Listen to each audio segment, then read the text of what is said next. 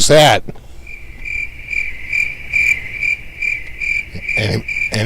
Anybody?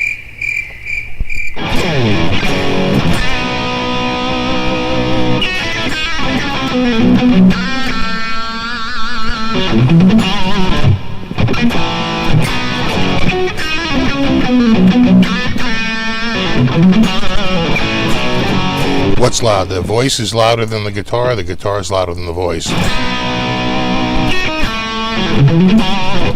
Voice is overmodulated. Hold on.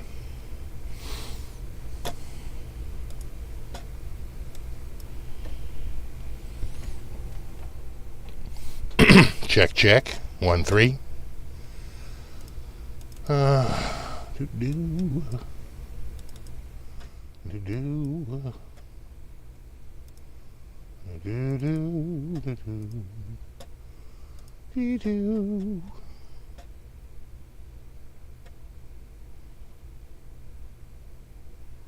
Well, it takes forever.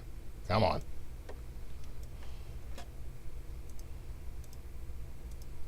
How's that? You can hear voices better now?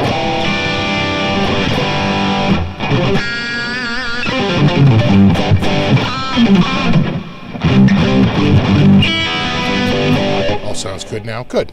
Good.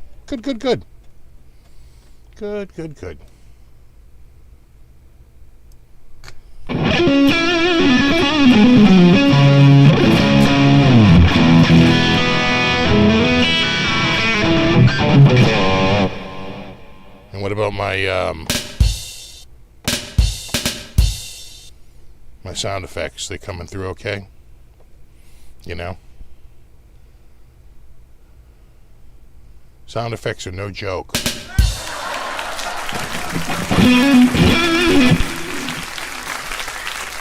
How about that? A little better?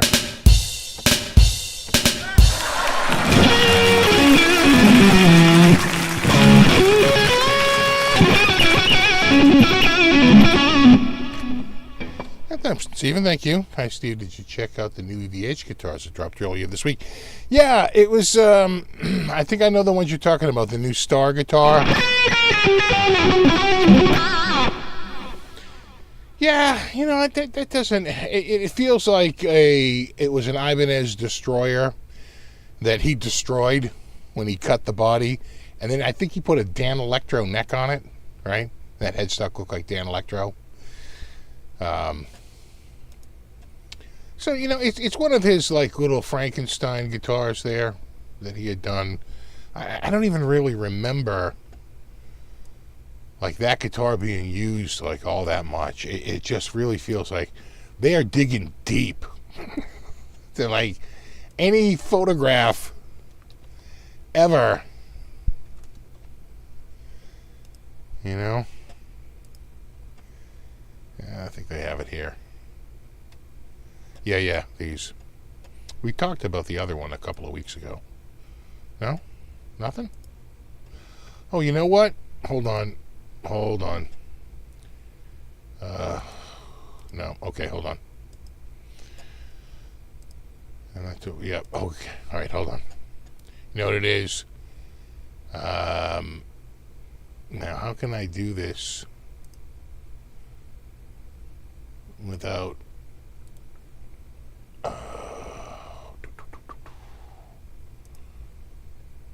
Oh, that's your problem. There you go. There you go.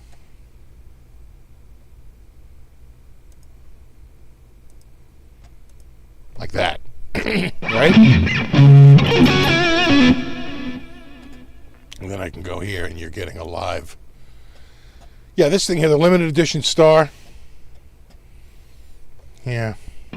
That was kind of a yawn.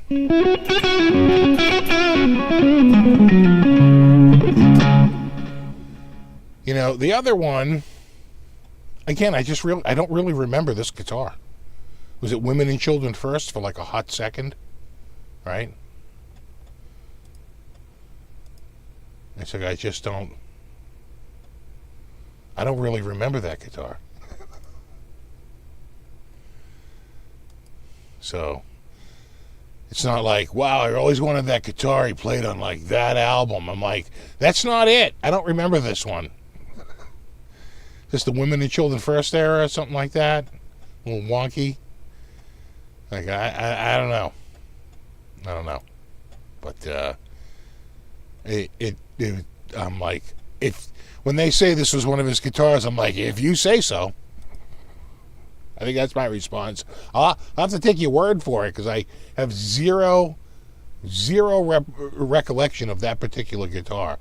I feel like they're pouring through old photographs and trying to find anything like remotely different than what they've already sold. Now, this guitar I really like. What I don't like is the price. It's kind of pricey. You know, if it was $14.99, I'd be all over it. But it's like $1,000 more, right? It's $2,500 or $2,700, $25.99. Even at $15.99, I'd be more interested. But at $25.99, you're kind of losing me. I know that that's a respectable neighborhood. Yeah, you know what I'm saying? It's like, I mean, it's a cool guitar. Love the look of it. I think it looks great. You know, it's wonderful. It's awesome. But, you know, then there's the whole $25.99 thing. And that's, you know, it used to be they would say $25.99, but then when you went to go look at it, it was $18.99 at the store. But that's over. Now they don't show MSRP. They show minimum advertised price, which means that's going to be the price. Pretty much most places you go. $25.99.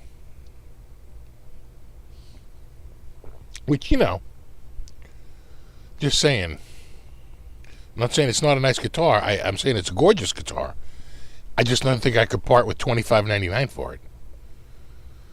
I don't know that I could part with $25.99 for like quite a lot of guitars unless it was sort of like a vintage or it was like filling some nostalgic hole that I have. But, you know, I think I start to max out at about $1,500.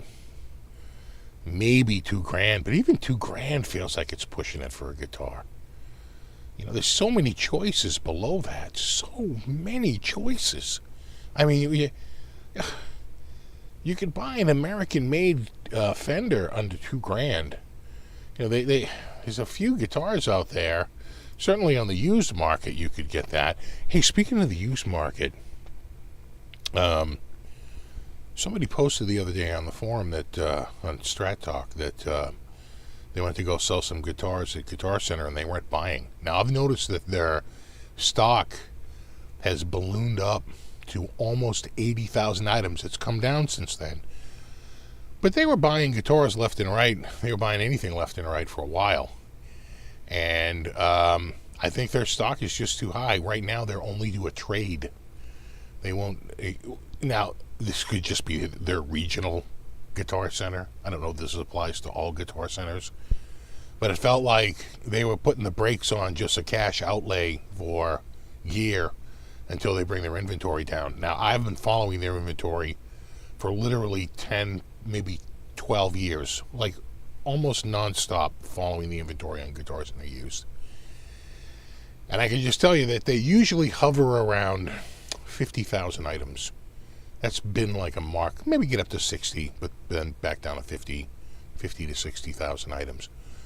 During the pandemic, they weren't taking anything in, so it got down to like literally under 20,000 items. It got just ridiculously low. So,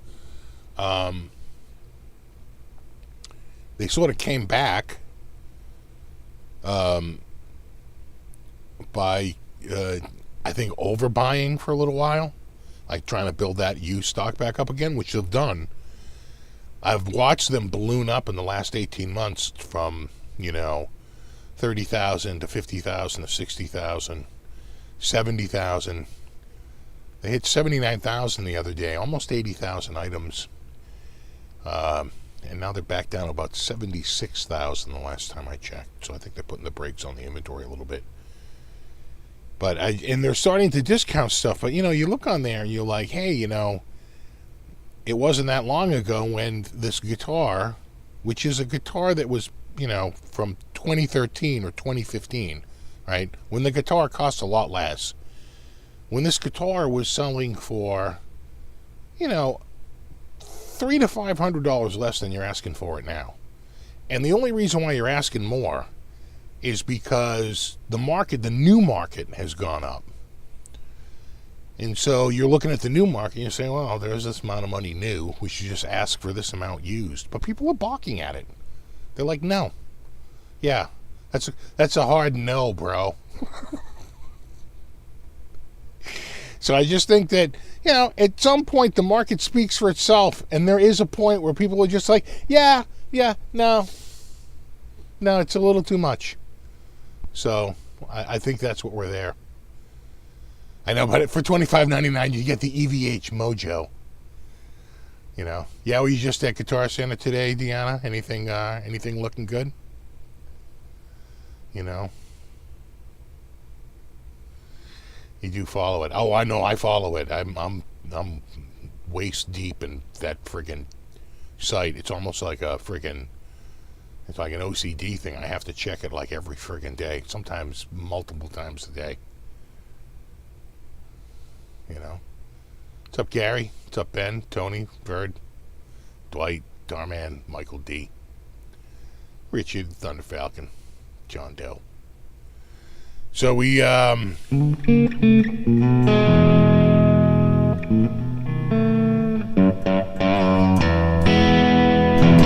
I just have noticed that the stock is ballooned. And they're starting to slash prices. I'm seeing it on there. And we've talked about it. We've done whole shows on it in the past. The price slashing continues. We'll see how long it lasts. But for now. What's up, speaker?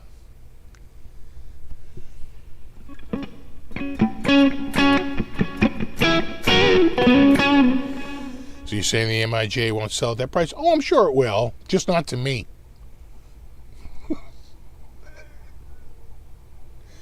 I'm sure someone will. There are a lot of guitars that sell and a lot of prices that I go, knock yourself out. But I don't think I personally would be a buyer. I have to do a whole show on guitar as a fashion accessory because it kind of starts there, it seems.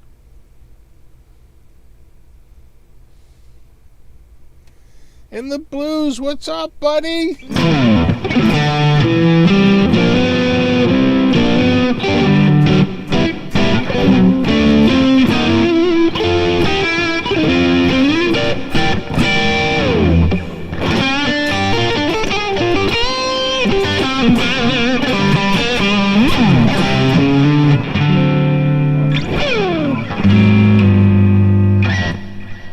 What's up, dude? So Shane, I happened to see, a couple things. Let me start with the first things first. Saw your two new guitars, saw the new Vola you got, thought it looked stellar. I didn't even know that guitar existed with that like P90 in the neck. That was pretty crazy. And but that Kiesel, it had all the flames. They say, how many more flames could there be? And the answer is none. None more flames. I was like, careful, kid, you're going to burn yourself. The fedora is on the way. Thank you.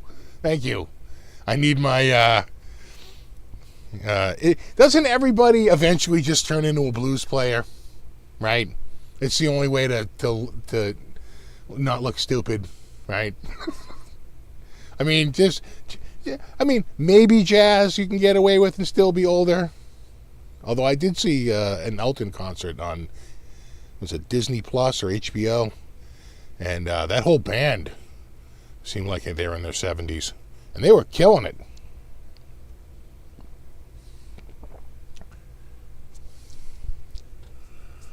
Holy crap, man, the Kiesel was the best I've ever seen and felt it and say, yeah, right?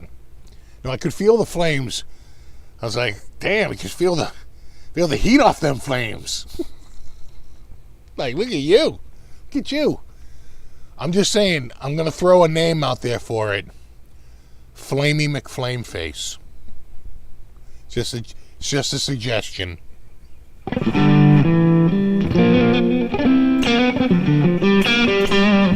How's the weather, Steve? Crappy. It's my least favorite time of the year. It's hot shot, and it's humid. When you walk outside, it's as if you stepped into somebody's mouth. That's what it's like around here.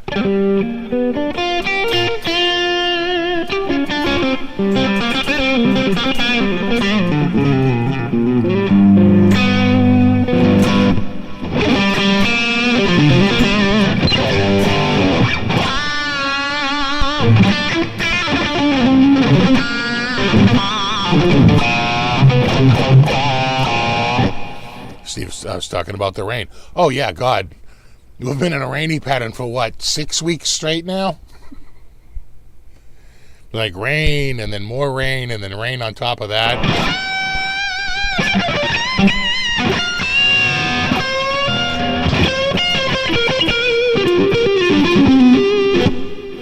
One thing about Utah, it's nice and dry. I would say it's your lack of water that's been a bit of an issue, right?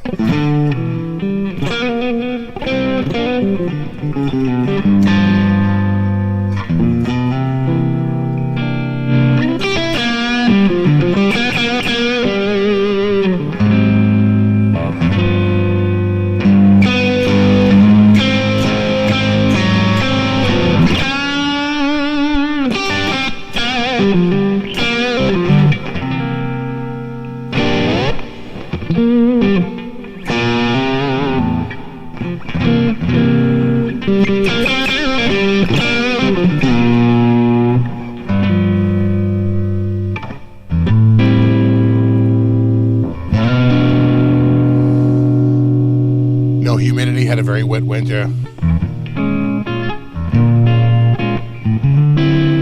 Yeah, we get the humidity in the summer, and it's not going away anywhere.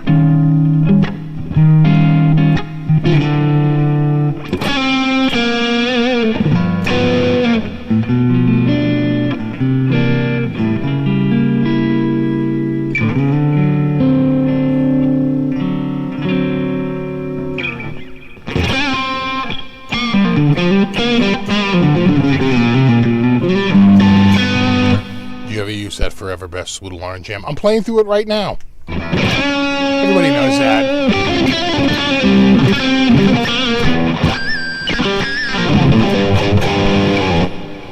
Flamey McFlameface it is. Of course. Is there any other name? Is there? Of course. There's no other name than that.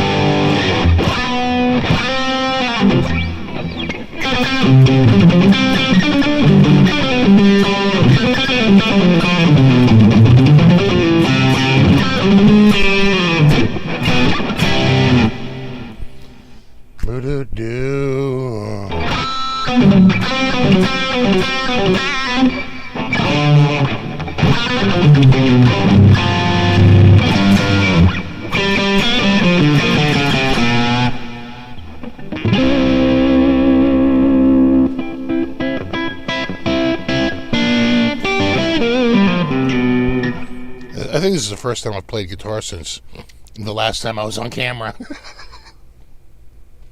Been a tough week.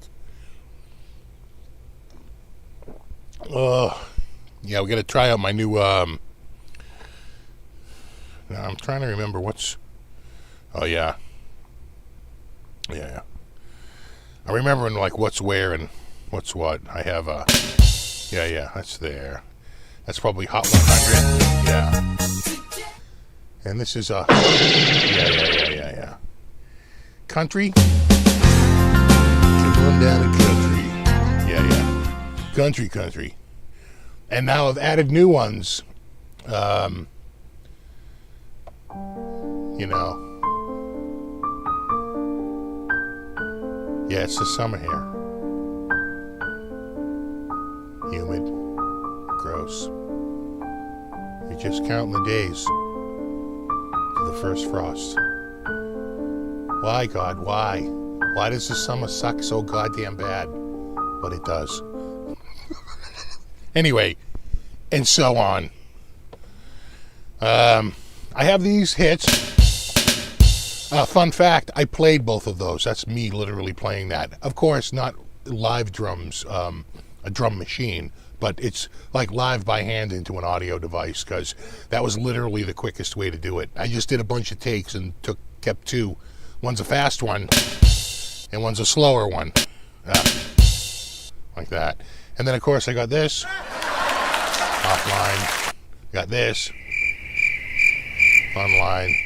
So, you know, you can do a bunch where you're like...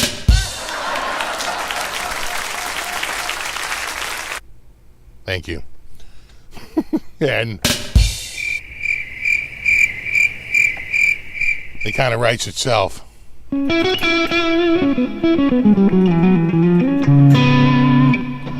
Yeah, shame. Do a little shame. Shame time. All right, hold on. Let me get the shame bell.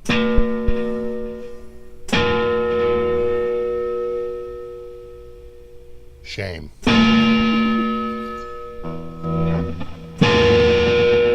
think it's better with it turned down a little bit. And probably... Is it better on the bridge pickup? I think it's better on the neck. These are new... Hold on, you gotta get it just right. These are new strings. There you go. There's my chimey bell.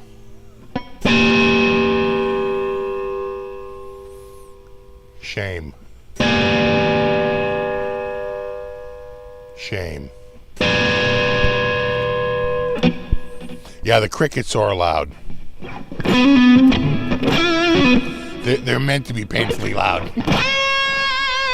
That's the joke.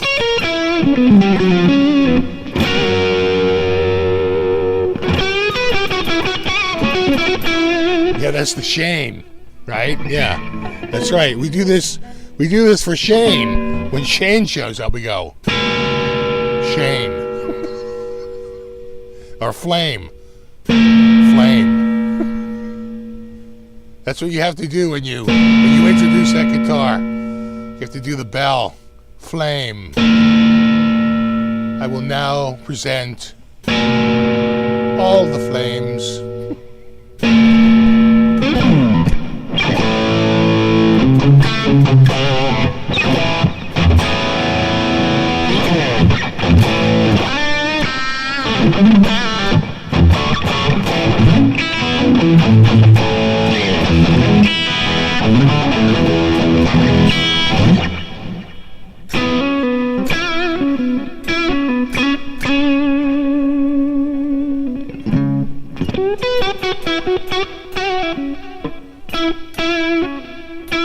Big roasted maple might be the guitar equivalent of 22 inch rims once in a while, but mostly cool. Mostly, you know, I kind of like it. I think it's got a certain feel to it. I know it's a little smoother, a little softer. I think it tightens the pores down or the grain down a little bit. So when the finishing process is done, it's a little softer, a little smoother than just regular maple. That's been my experience. It's not just a look thing or a stability thing. I think it is a little smoother, a little bit different feel.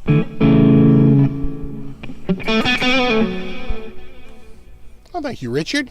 You know what? That's a good idea. I'm going to have a sip of my coffee.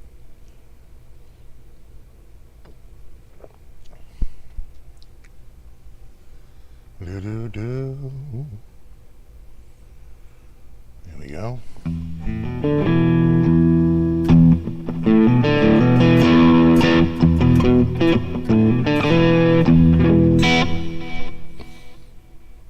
As smooth as an Ibanez Wizard 3. Oh, definitely. The only thing that would be equivalent to it would be like an AZ series with also a roasted neck.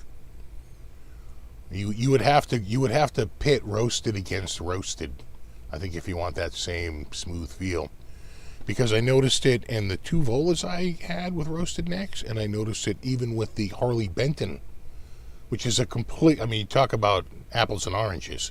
Two completely different factories and two completely different, One's in Japan and one's in Indonesia.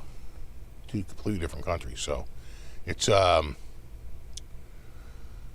it seems to be a thing with the roasted maple. I don't know what it is, but they're a little, I don't know, they're smooth. They're like soft. It's weird.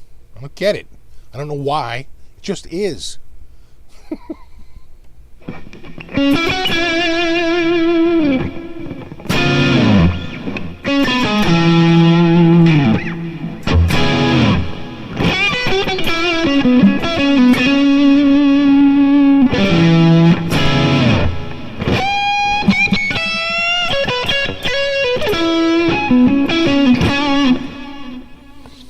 How do you do with the reverse headstock? I don't like it.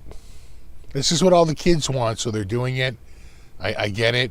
And in fact, sometimes when I look at the non-reverse headstocks now, I do think that sometimes they don't, they look a little older, right? And a little bit more vintage.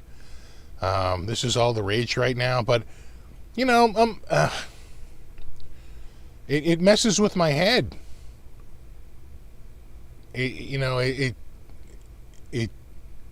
It messes with my head because I want to go down here with a low E, right? The low E is always the closest to the neck, not the farthest away. It's in like reverse order. And I'm like, damn it! Why are you trying to trick an old man? Just trying to tune my damn guitar.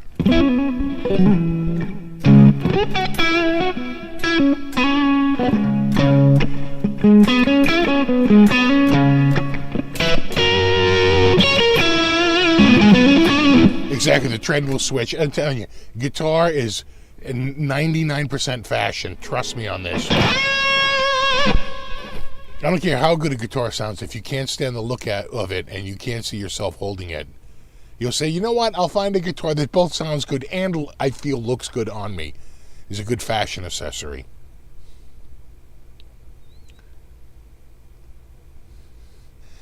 Tried the new Vol, you like the tuning pen, and he's dead, and it was the wrong string. I have been there. I was like, oh, wait a second. Then your high E is like practically to an A. You're like, oh, hold on. Oh, right, because we're reverse, because they did a reverse headstock.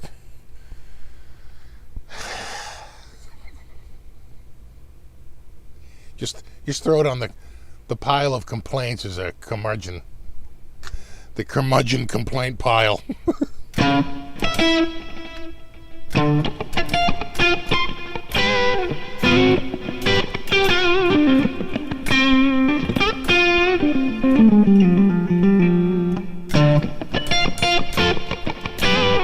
The Rode audio tuner? No way. I don't think I could ever admit owning one.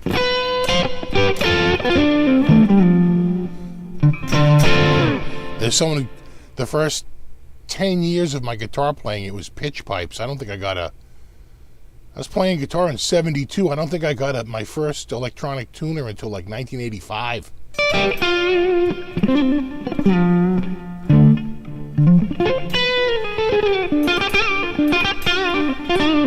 Maybe that's why, older players have better ears, because I think they had to tune their guitars by ear. There's no other way to do it. You had a friggin' pitch pipe. That was it.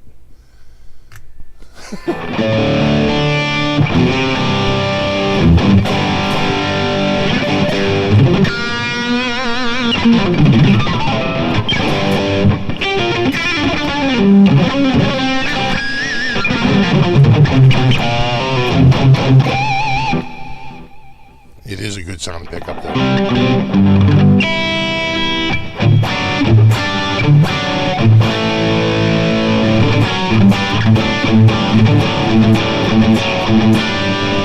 So that's where my practice.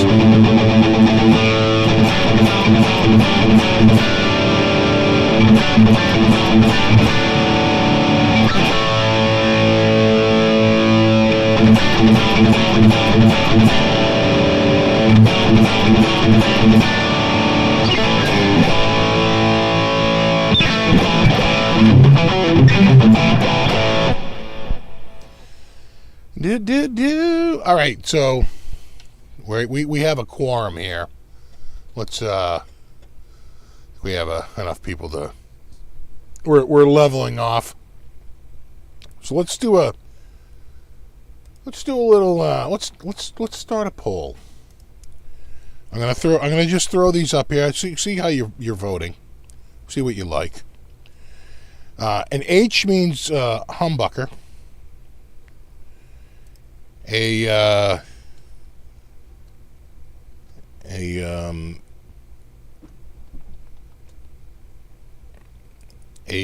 S means a single coil.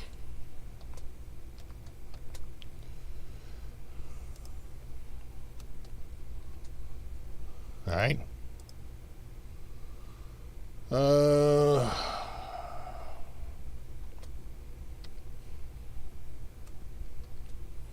right.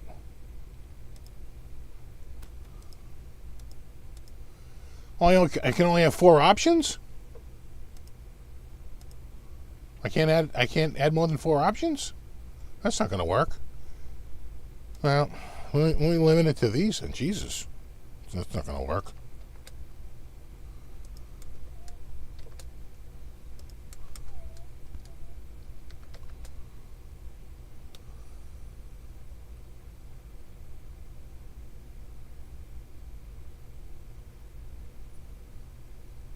Yeah, it's just it's not going to work.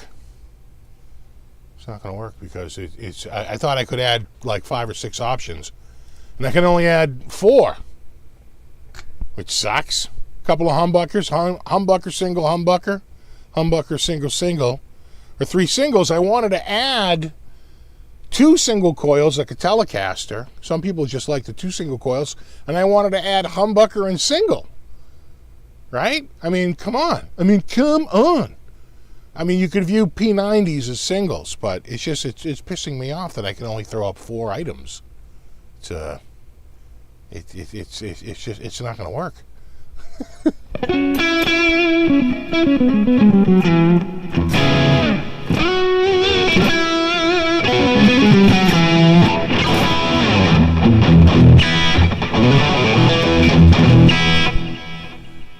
Yeah. P90, just treat that as single coil. Because technically it is, but it isn't. I know what you're saying.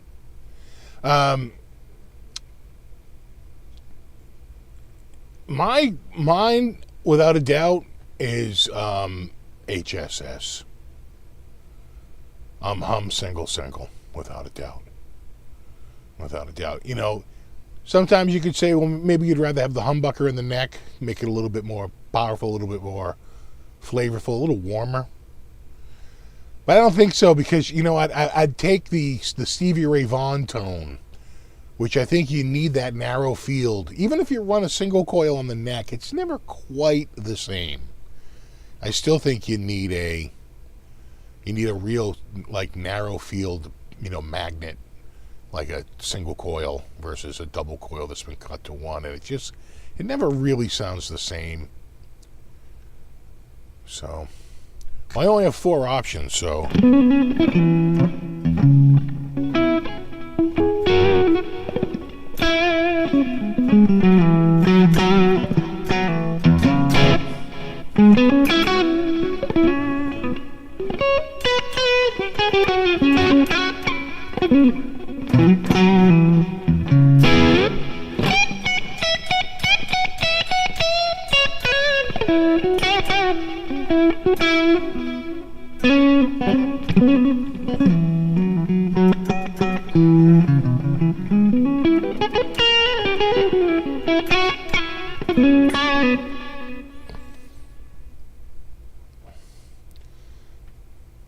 Yeah, that's exactly. Sure, Joe. That's why you buy more guitars, just so you have all the pickup combos. All right, let's check out this, how we doing here. I gotta say, HSS is doing pretty good. And HH. So people like humbuckers. The smaller ones would be, you know, SSH and SSS. Yeah. We're there. That's about where I thought it'd shake out. I knew humbuckers would be generally more popular than single coils. They generally are. All right, I'm ending this poll.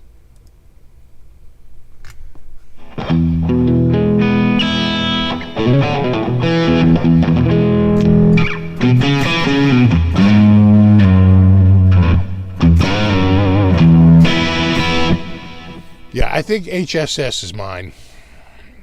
You know, if I had to pick one, I'd probably go HSS, and maybe even put a blade pickup or a humbucker stack in the neck. You still don't want the noise if you can avoid it, but there is a certain sound now. So this is humbucker. You know, that's the humbucker. That's out of phase. So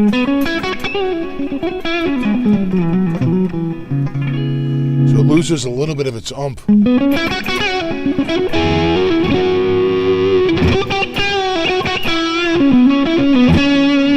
out of phase. Not out of phase, parallel. Versus humbucker.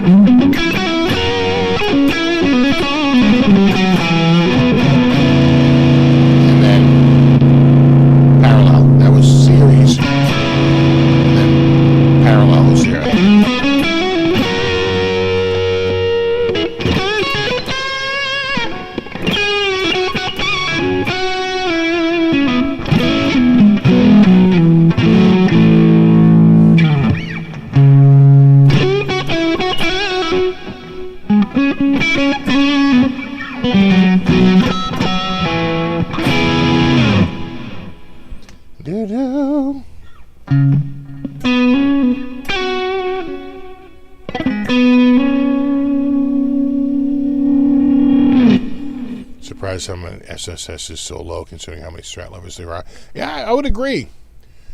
You know, I think there was a time where I would have gone 3 S's, but I think now with my select strat and with the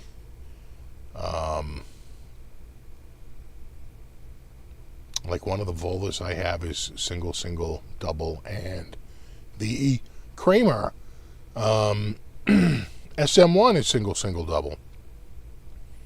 And the RG560 is single, single, double, which is one of my favorite guitars. I probably like that. Right, a little bit hotter in the bridge, but you still want that bluesier, you know.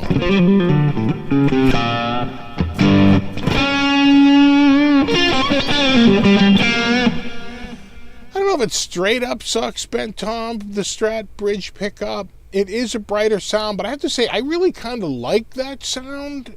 Sometimes with distortion, it is a sharper, a brighter sound, but I remember plugging a Charvel, like triple single pickup into a, you know, like some saturated crate amp and being blown away at how good that single coil sounded. I was like, I actually like the sound of that. I think it's biting. It sounds really good. So they're not, for clean though, it's really hard. You almost always have to mix it with the middle pickup or do something with it. It is a little, well, a humbucker, if you tame the output a little bit, might be a little bit better as a funk clean pickup at the bridge, right? Kind of weird like that, a little warmer.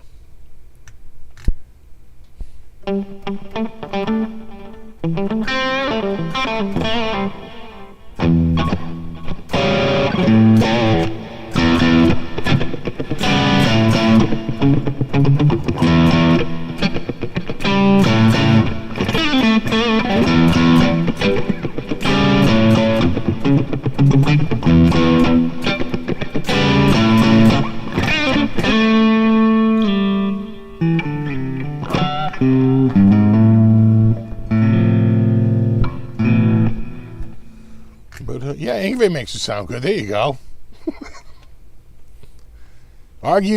Refute that. And who else? Richie Blackmore, right? He used he didn't use just the neck. He used the bridge.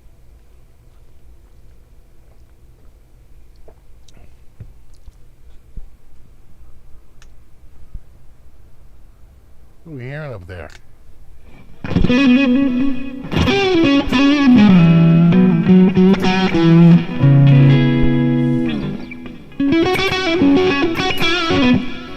Yeah, that's true. Yngwie does use a humbucking pickup.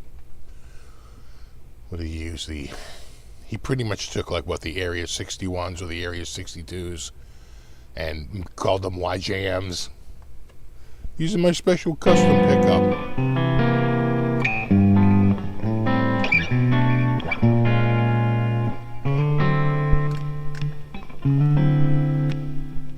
There you really hear it. The heat.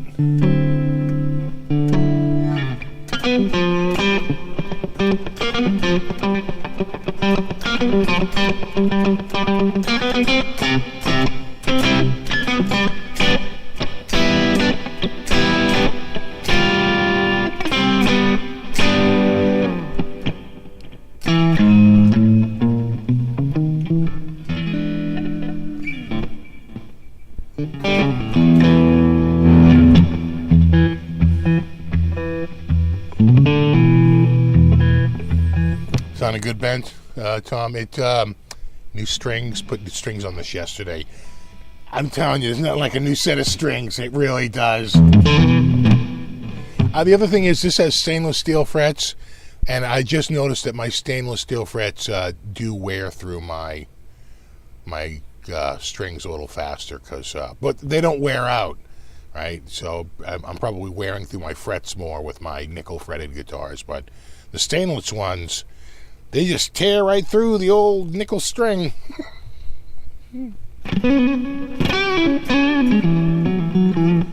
I think you're right, Michael. I think they're stacked.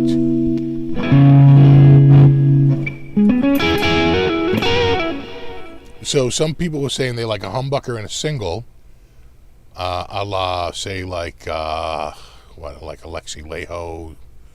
Didn't he have a V like that? Or Joe Satriani, probably your classic, like two pickup, a humbucker, and just a single coil, right, in the neck.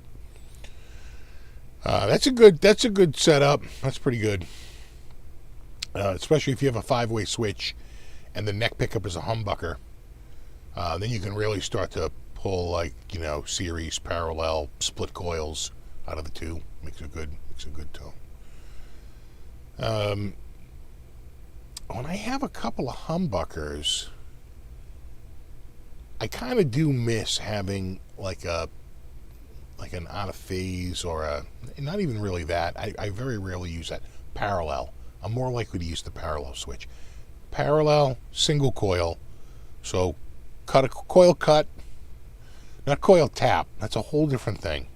Coil cut to make it a single coil, or parallel mode instead of series. If you can, if it's an option, I do like that. I do find myself using that.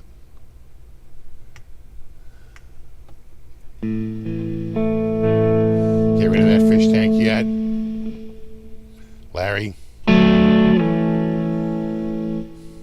We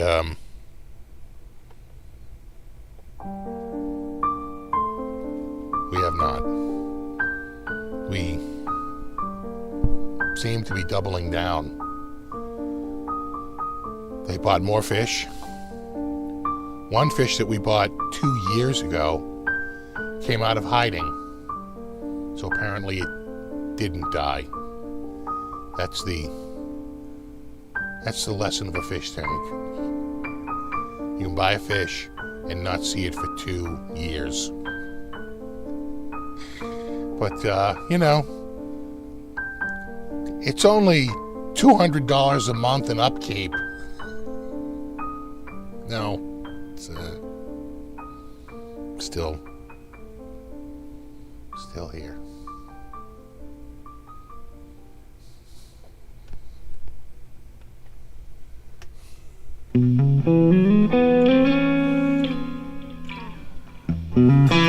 Yeah, Rip Clammy, right?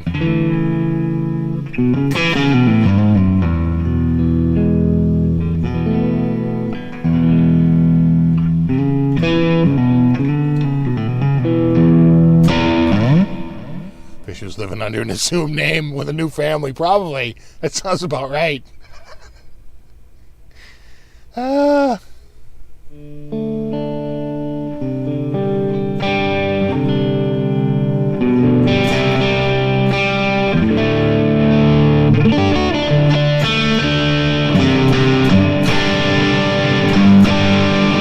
So I spoke with the guys at my contact at Viola.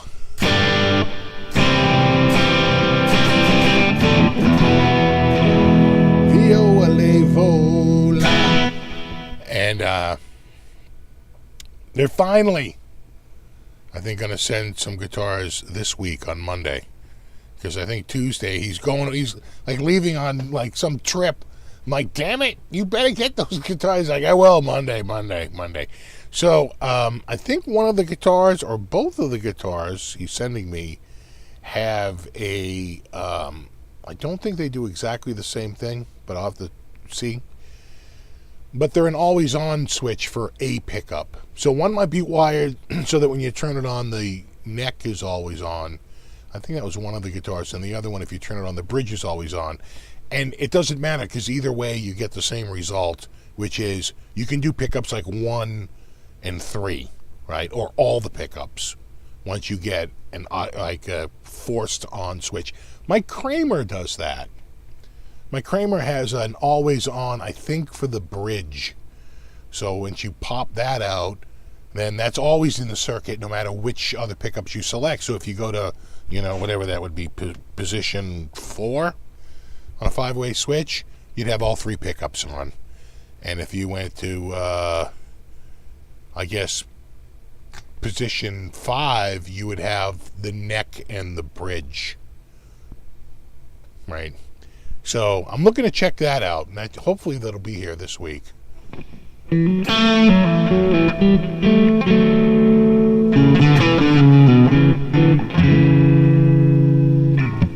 Tore down my marine tank last month. You're out of the aquarium game. Oh, dude, I'm so jealous. I'm so jealous you got out.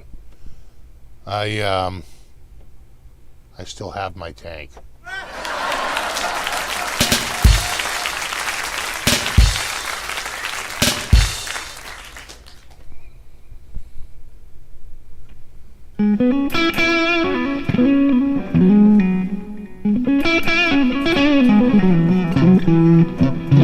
Now, good for you getting out. It's a goddamn cult.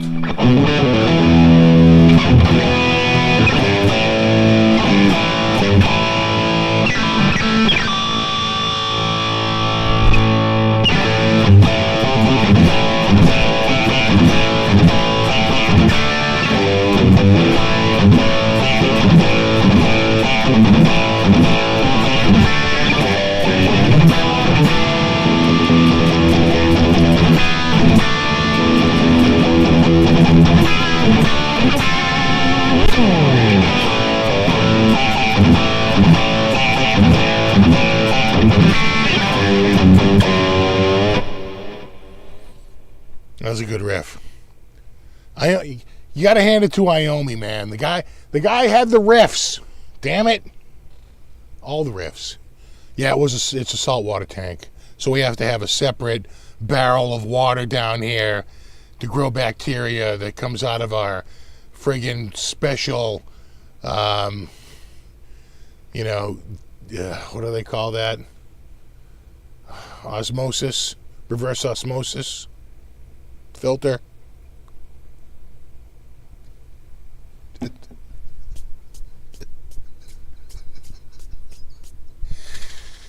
God,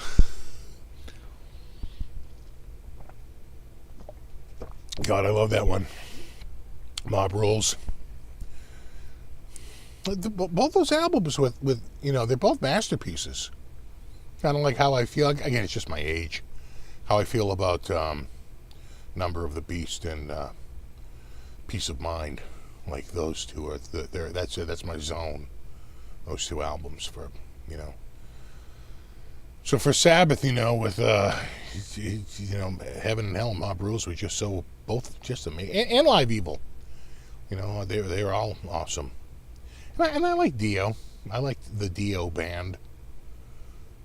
You know, I certainly liked what Dio did. Well, I mean, more than what Sabbath was doing. Sabbath sort of like, they tried to go on with Ian Gillan. I actually saw that lineup. But yeah.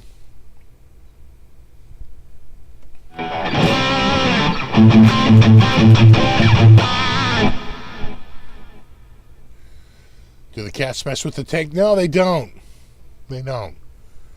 They stay away.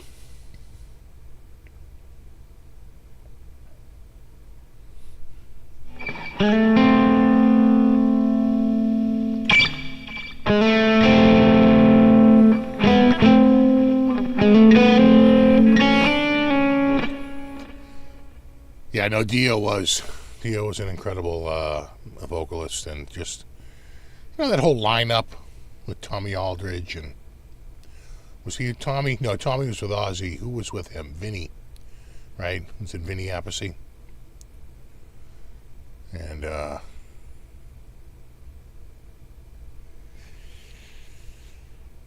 did he get Bob? I want to say he poached. No. Did he poach Bob Daisley?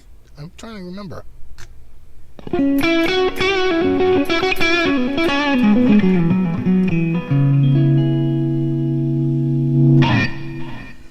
You keep any coral? Yeah, we have a couple of corals. We have two from around a couple of years ago that have survived. They seem to be permanent. Out of 20 corals, 2 have lived.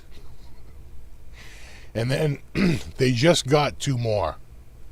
Like literally in the last 7 days. I'm like, what are we? Why? What are you doing? They're like, I guess we're just going to keep going. I'm like, they're both going to be out of here in the fall. Jesus, what are we doing?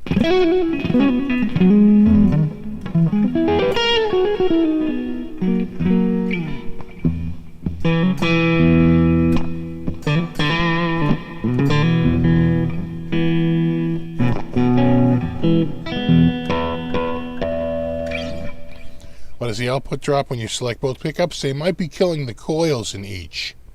You don't know what the exact... You'd have to take a screwdriver and tap the coils just to see, right, if that's... that could be it.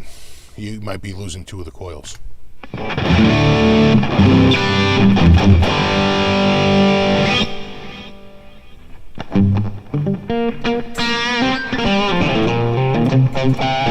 Right? Yeah, sounds about right.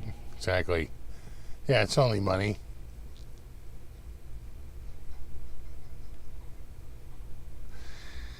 How's the line go? I laughed and keep from crying. What's the price of living coil? I don't know. But I bet it's pretty pricey. The last time they had a big score, they drove down to New Jersey to that big summer show that they do. And they literally bought it on the floor of the show. And you can get some good deals on the second day because they don't want to pack the corals up and take them away. So you just wait, go and make a list of what you like and what you see. And then go around and see what you can get.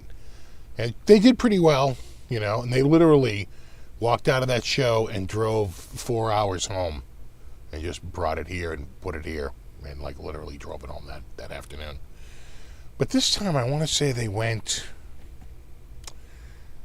It was a store, I think, up near the Burlington Mall. Or up near maybe it's in Wilmington or something like that. There's a place up there and they got a couple of corals, but it's got to be expensive. It's ridiculously expensive for all that crap.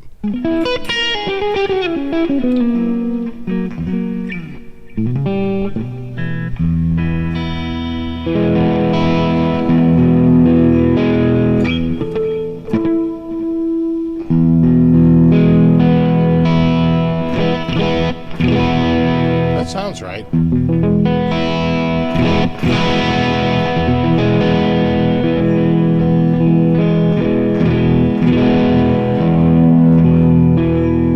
One of these sounds out.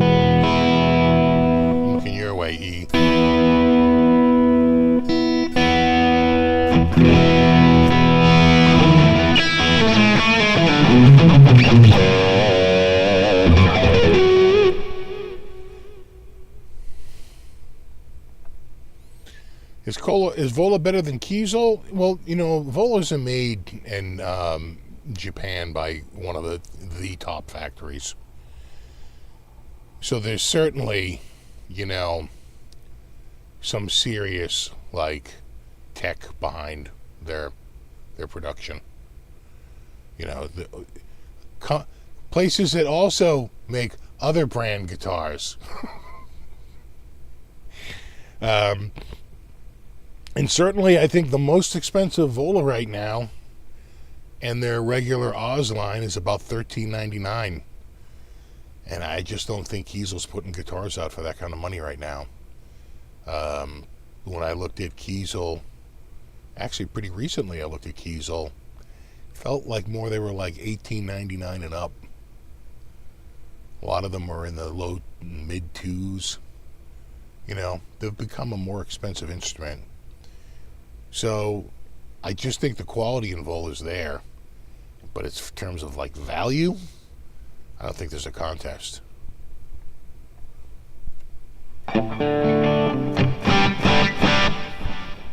Unless you really want a Kiesel or a custom-made guitar, which is what they do, right? You could get a guitar specially made just for you to all your specs. And, there's some value to that. Some guys really want that. They want their, they want to put their girlfriend together part by part.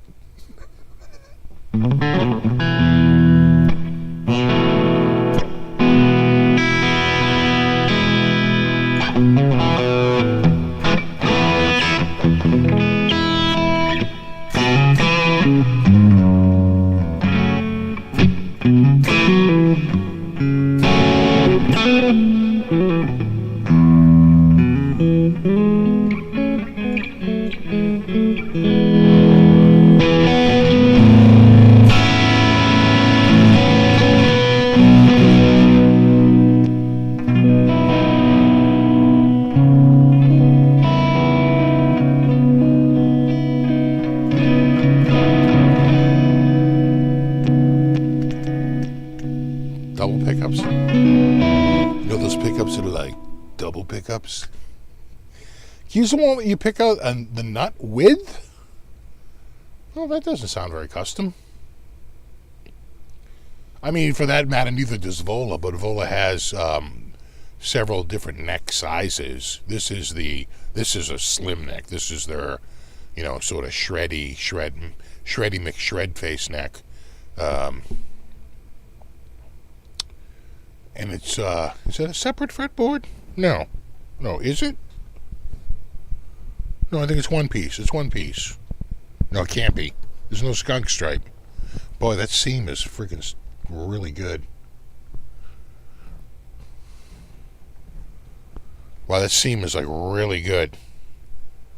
Really good. But that has to be a separate fretboard. If there's no skunk stripe, how do you get the truss rod in it? Through the front. Right? So this has to be a separate fretboard, but damn, I can start to see it right here in just the right light, but damn, I gotta say that's a pretty damn good seam. Doesn't it kind of look one piece? It's not a readily obvious separate fretboard. I wonder if they mount it and roast it with the friggin'. They couldn't, right? No way. No way. Do they roast it with the? No. They roast the wood, then they carve it all out and do this. They're not roasting it with the truss rod in it. They can't be doing that, right? They're just saying it looks so even. No, there's no way that they do something like that.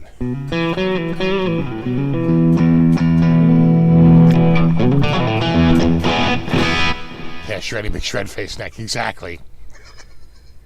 You can't handle the shred. The Volas kick arse. Look at his arse. I was watching that again this week. Hot Fuzz. Check out Sergeant Angel. Look at this arse.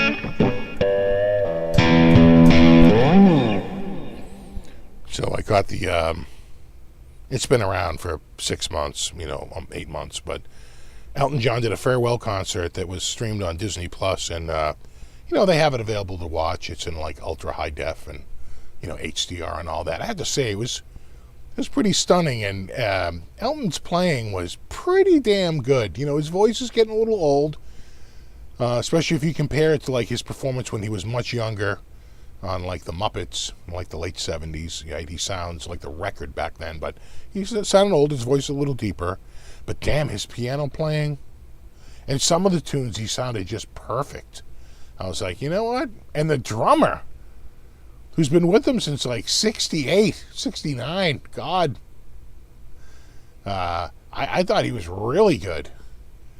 He had a couple of guys in the band, that have been with him since the 70s. And, man, I just thought the whole thing was good. He brings out Brandy Carlisle to do a tune, and he brings out, of course, Kiki D. Got to bring out Kiki D. Dude, don't go breaking my heart. And then I guess Dua Lipa has taken one of his songs and made it a big tune. I don't know if it was part of a soundtrack or whatever, but he said, it's like, because I have like the number one single in the world right now. How crazy is that? Because she basically licensed the song. She does a cover of his tune. And I think it was a soundtrack song, but I could be wrong. And anyway, the other thing you realize is that he seems to have a teleprompter built into the top of his piano and on the front of it. You can't see it. What's that called? There's a name. Is it pellicle? There's a type of glass where only one direction can the light come through, right? And so it's like it's on his piano, and I swear to God there's a screen behind it, but you can't see the screen. I could tell he was like looking over it because he's reading a teleprompter. It's a lot of songs. Right? You gotta remember your own lyrics. And so I think he had a little teleprompter going, if I had to guess. But man, they sounded good. And I tell you another time I was impressed. Recently, Elton was on the Stern Show, doing an interview, and he, he's at a piano, and they're just going back and forth and talking about like influences and,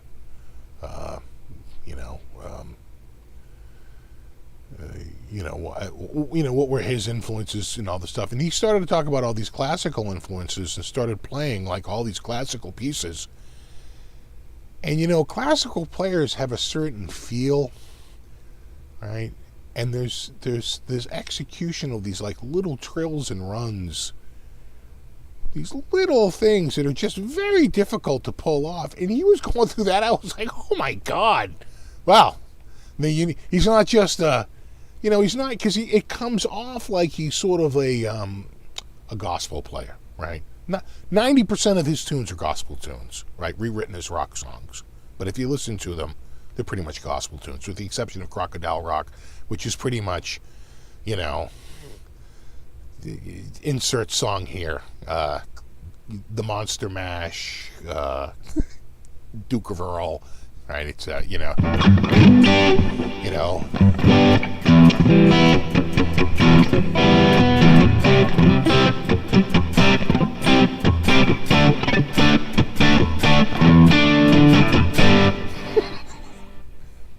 I wrote that. That's like when he writes the melody. But that's like when, what's his name? Who is it? Kirk Hammett showed up he's got to shoot a video with Uli John Roth. And he goes, hey man, great to see you. They're interviewing Uli John Roth, and who walks in but Kirk Hammett. And he walks up to him and he says, oh man, on the way over here I wrote this tune, like...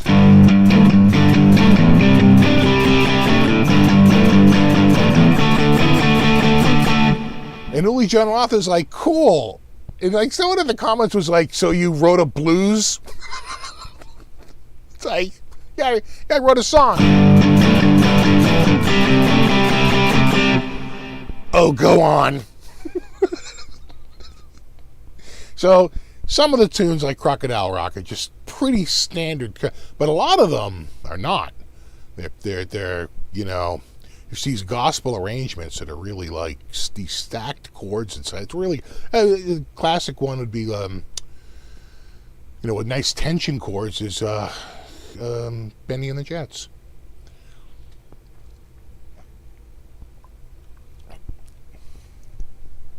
I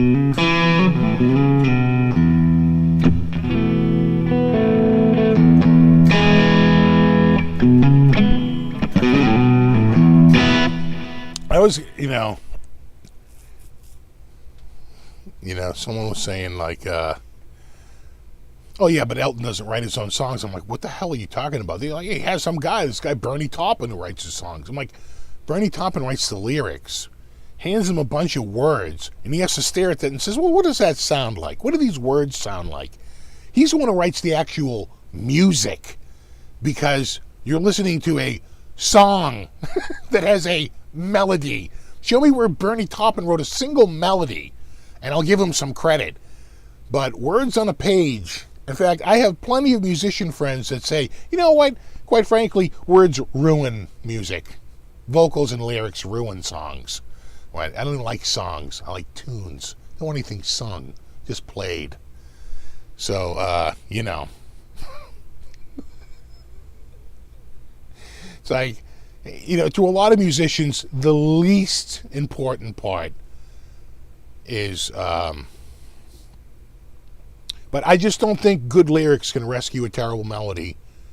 And I don't think a good song can rescue terrible lyrics. They both kind of take each other down. Hokey, crappy lyrics are just terrible, hokey, crappy lyrics.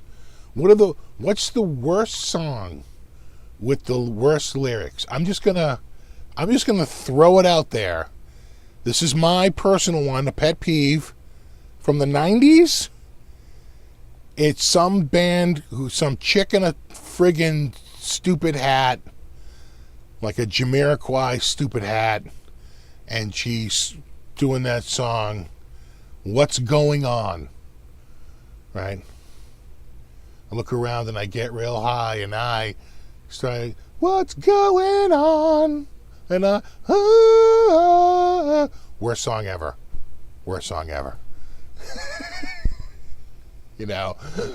That and where have all the cowboys gone? That's another one. Four Non-Blondes. I'm just saying. In the Bernie Taupin, Elton John, arrangement, I'm going 90-10, maybe 85-15. Now, I'm not even going 50-50 on that. Takes a lot more skill to write a good song.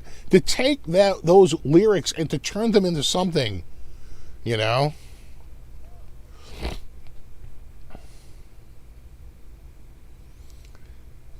She Sucked Live, 3 Non-Blondes.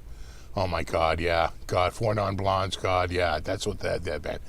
Wow, that is, I know, but what do I really think?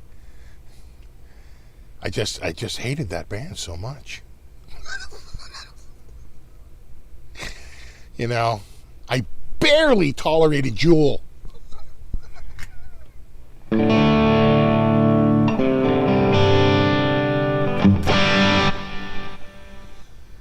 The Cowboy song was Paula Cole. Yeah, Paula Cole.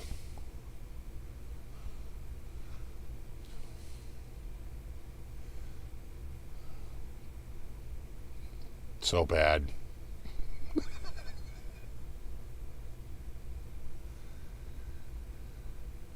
Beck always went for nonsensical lyrics. Yeah, but he had a little bit better melodies.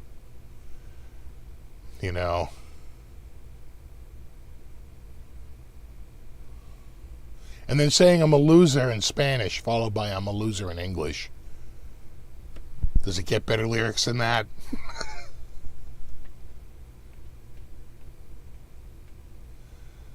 Anything by Blind Melon was pretty much audio death, yeah. Yeah, what happened in the 90s, man? God, bring back Trickster. All right. Okay, look.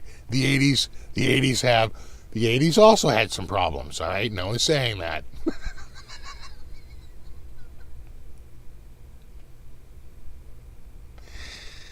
uh,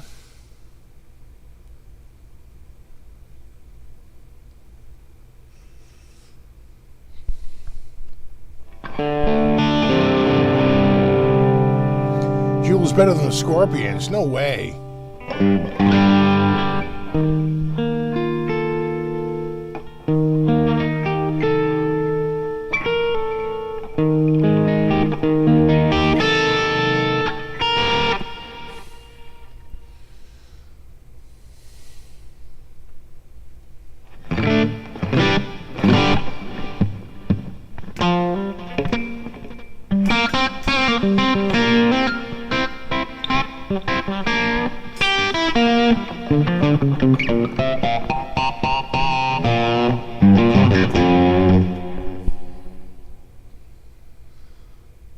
Look, not everybody's going to have the intellect to understand the genius of the Scorpions, and I get that. But, don't reveal your ignorance to the world. The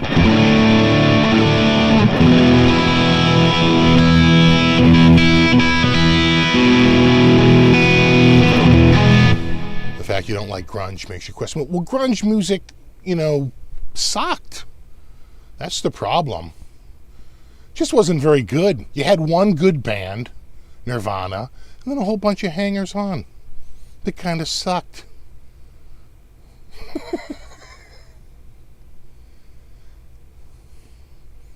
That was the problem. It's not unlike almost any other genre.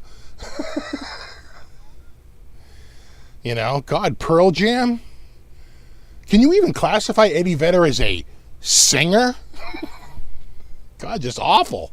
It's terrible. And it's hard to go from the skill set that was 80s music to the skill set that was 90s music. Come on. Come on. People told me stories of going into studios and the guy was like, yeah, can you dumb that solo down? That solo's almost too flashy. It's too much. We're getting away from that now.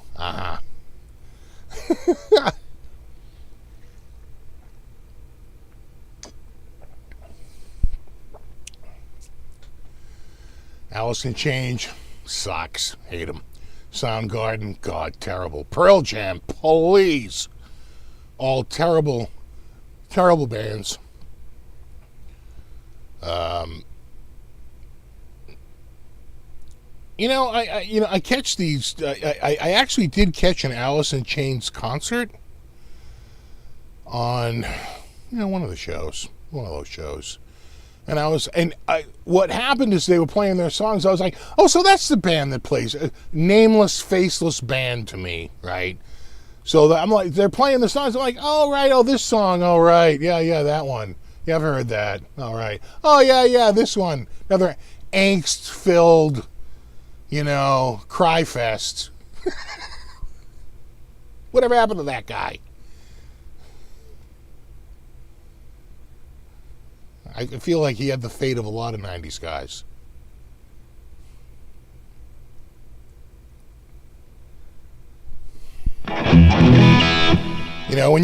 It was like the 90s was like a decade of like just depressing music, quite frankly.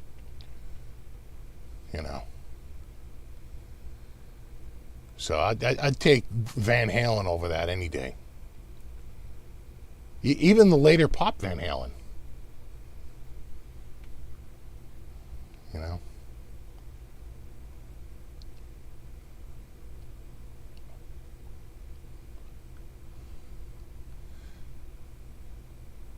Yeah, STP, Rage Against the Machine. Oh my God! Exactly, Almighty ain't crazy. Don't even get me started on Sonic Youth, like the anti-music band. They answer a question: how bad can you be and still have a fan base? And they answered it.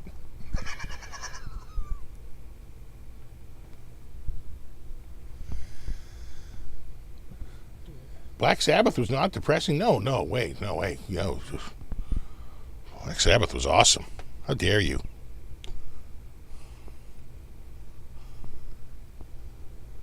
Exactly, Trickster was great. Of course they were. Now, come on, buddy. Come on, bud. You can't stay up here. You're going to start tripping sounds.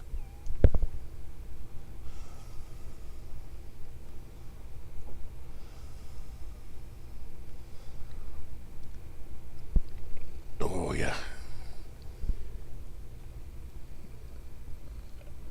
Yeah, hot for teacher. Jamie's crying. Yeah, exactly.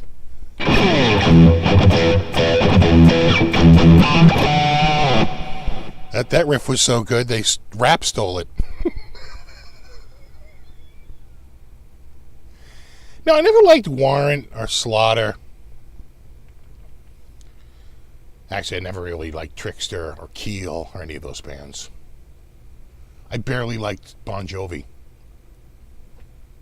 I kind of stopped caring about that crap, you know, by like 84, 85.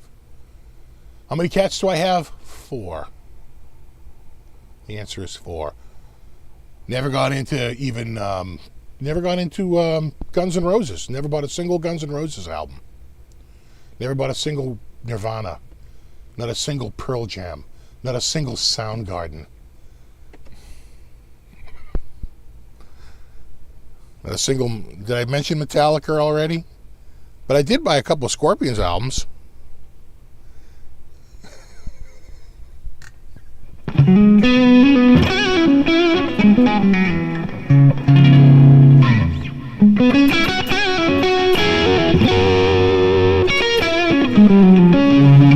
Thanks, I got a few cut.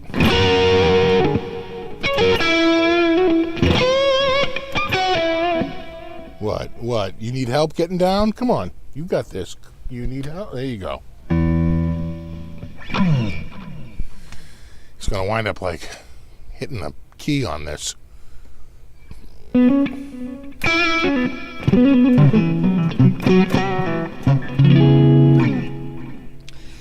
I guess the difference between the Scorpions and a lot of those 90s bands would be, except for maybe Nirvana, would be talent.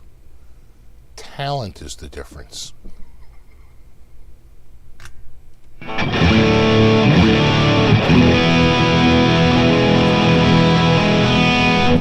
One of these is out. All right. I'm going to the tuner. Yeah, see, that's what it is. I'm a little Sharpay.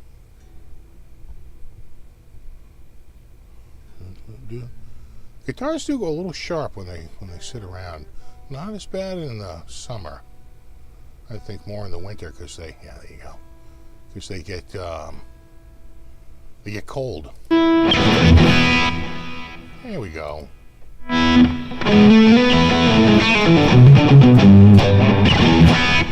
Judas Priest, I like Judas Priest. I would say the bands that I was most into, in like, if I had to like pick a bunch of bands that I was like way into, you know, I spent a lot of time listening to their music and records. I'd say it would be like Zeppelin, The Stones, Kiss, Aerosmith, Pink Floyd. Oh my God, Pink Floyd. Later in the 80s, it was, you know, like Iron Maiden and Ozzy, Sabbath, really Ozzy, Dio, you know, like you said, Judas Priest.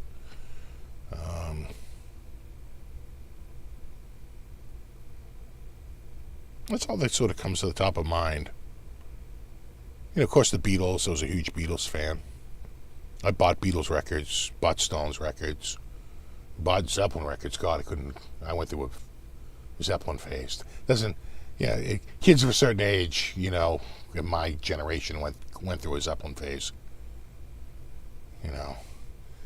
Yeah, Dawkins, Rat, AC/DC. Oh my God, huge AC/DC, without a doubt. Without a doubt. I was into AC/DC before their singer died. So, goes way back. Yeah, Rush. I got into Rush a little bit later. And I never really got into Rush until I got, what was their live album? Exit Stage Left? And I really got into Rush because that album played. I think at the time I was probably really into another huge live album in my life, which was, The Song Remains the Same. And so I was like, okay, I'll check out this Rush live album, and loved it. The Trees and a whole bunch of tunes that I just wasn't aware of, and their catalog. And, but not like I was into Zeppelin, or Ozzy, or Dio, or Iron Maiden in terms of like the rotation and the car cassette deck. I would say that Dio's first album,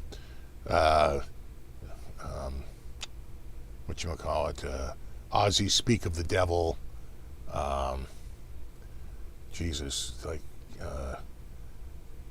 Rats, Out of the Cellar. I'm trying to think of another big 84 record that came out, 1984 by Van Halen.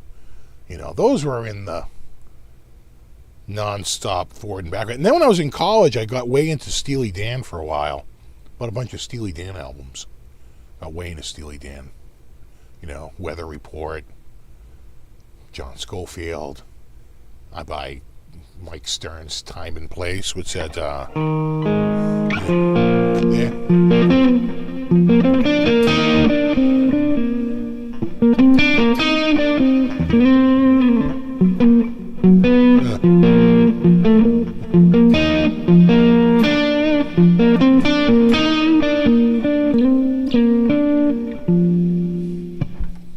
I loved it.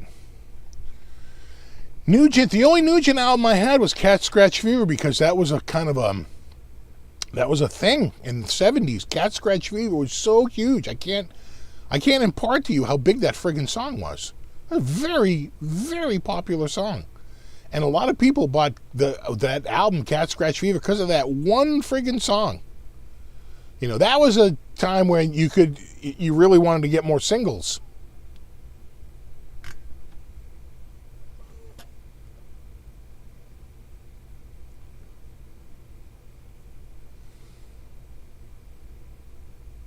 RJ turning 57.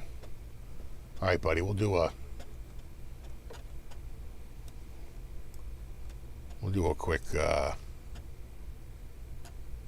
is there anything in the looper? No.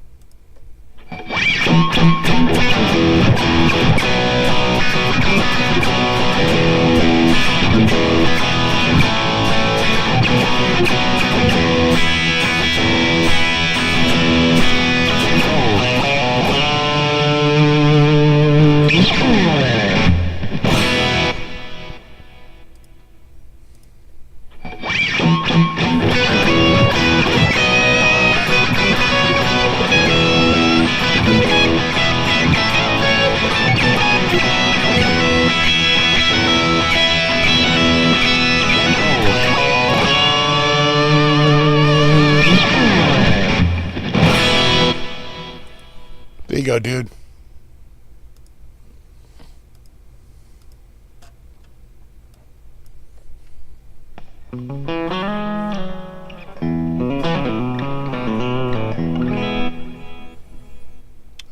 Do. Yeah, same age as me, man. 57. They name sauces after you.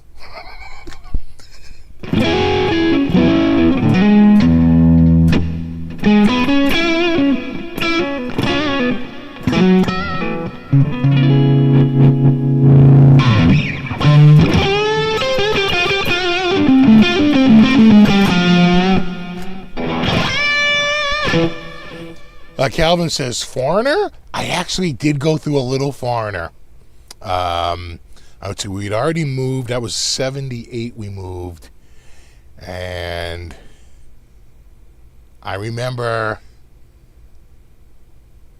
I don't think I had the album Cold as Ice, but I think I got for Christmas Double Vision by Foreigner.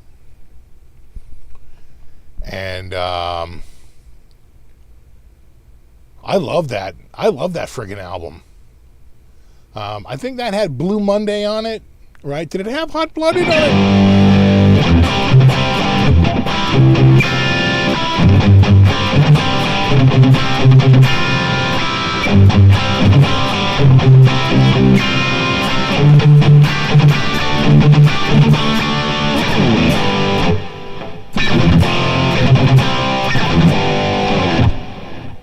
God, that was so good.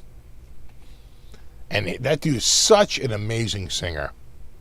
I mean, really.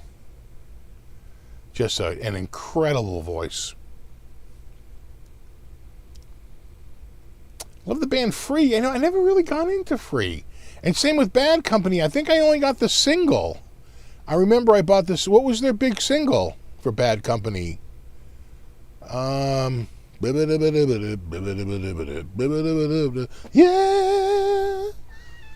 What? Yeah. Here comes Rock and Roll Fantasy.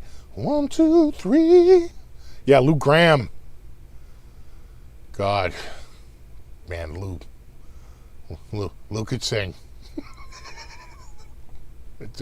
I'm about to give you the understatement of the year. Lou Gramm was a pretty good singer. I had a drummer in a band. Sadly, he died in a car accident when we were still in high school. But he was way into Nazareth. You know, I don't really remember. It was almost like a little bit of Pretty Woman and a little bit of the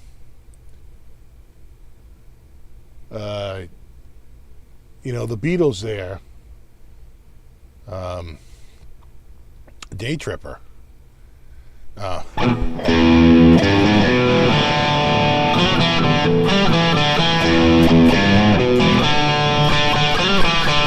Something like that.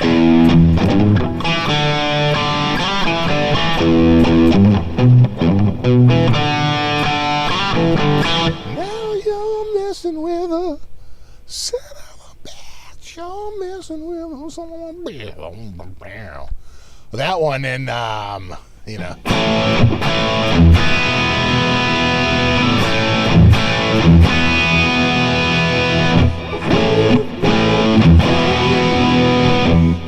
days in the hole. 30 Days in the Hole.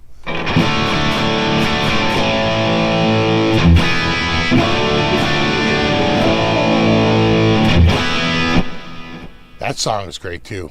I forget who did 30 Days in the Hole. Is that also Nazareth?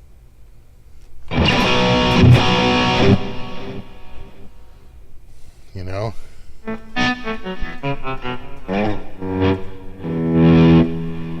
Humble Pie? Was it Humble Pie that did 30 Days in the Hole? Great. That's a great tune. Yeah, very simple. I don't know. I just know the... Just remember, you know.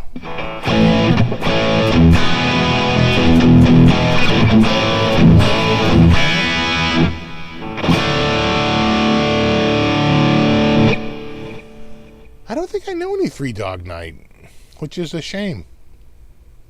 I don't think I do. Three Dog Night. Nothing coming to mind. Right?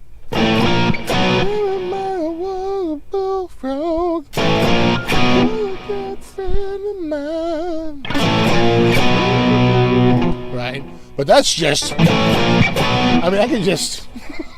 Right? That's not really knowing a song. That's just knowing how a guitar sounds at certain frets in a certain movement, and so okay.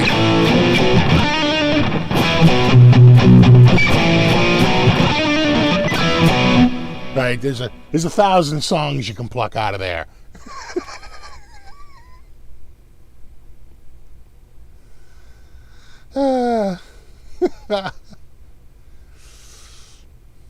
Yeah, Mama told me not to come. Right. Yeah. Yeah, I don't think I had the Frampton album. I think my sister got like Frampton Comes Alive, and I got Kiss Alive too. God, I remember Muskrat Love. They had a TV show, right? That's probably where I remember it. Captain and Tennille had a television show for a little while, right?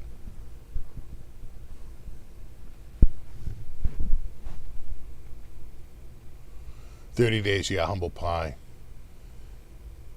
Yeah, Elliot Easton. I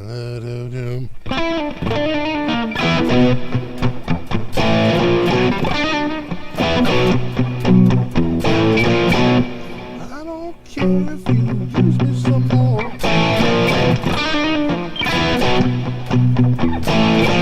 I don't care if you even know scope.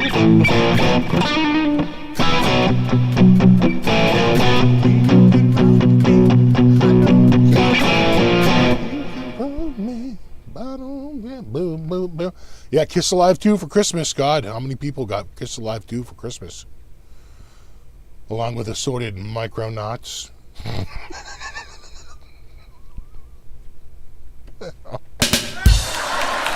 Oh, God. I'm cracking myself up over here.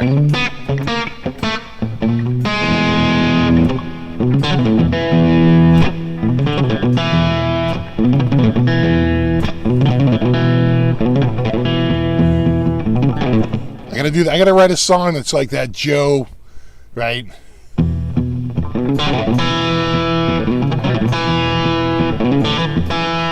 Like the world's fastest ref, right? The Joe Bonamassa did that, right?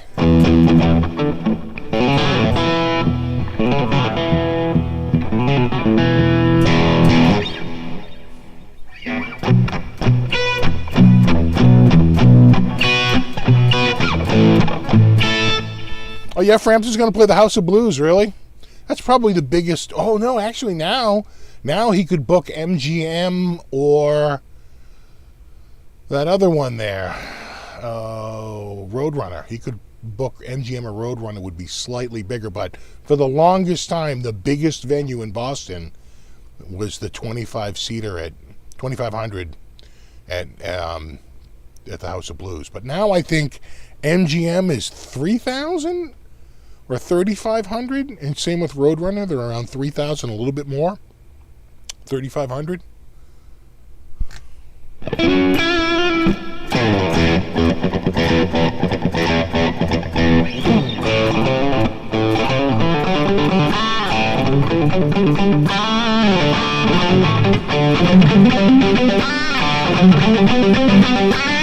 Something like that.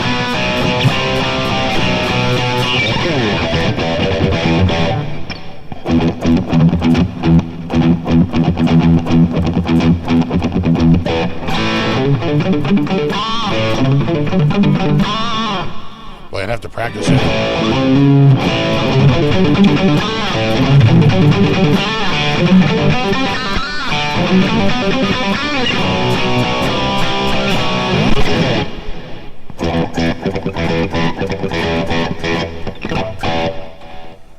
It's MGM, you think? Yeah.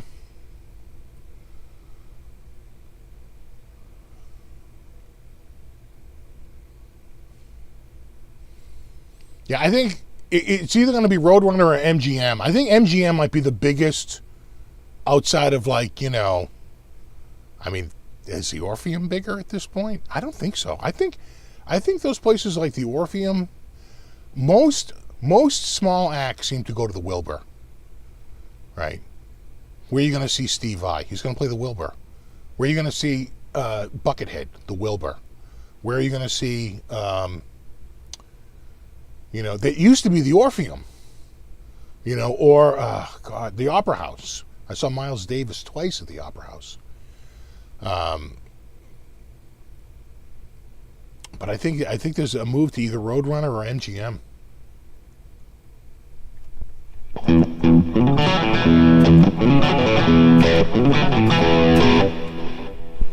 Roadrunner down the street from me. Oh yeah, you're over in that side over by Watertown, Roadrunner, Alston. Yeah, that's right, Alston, right? Alston, Brighton. It's down the street from me. Like two bands I never heard of. Yeah, we saw we met Clappo the Clown there. We saw who did we see there? You know that band, Lake Street Dive.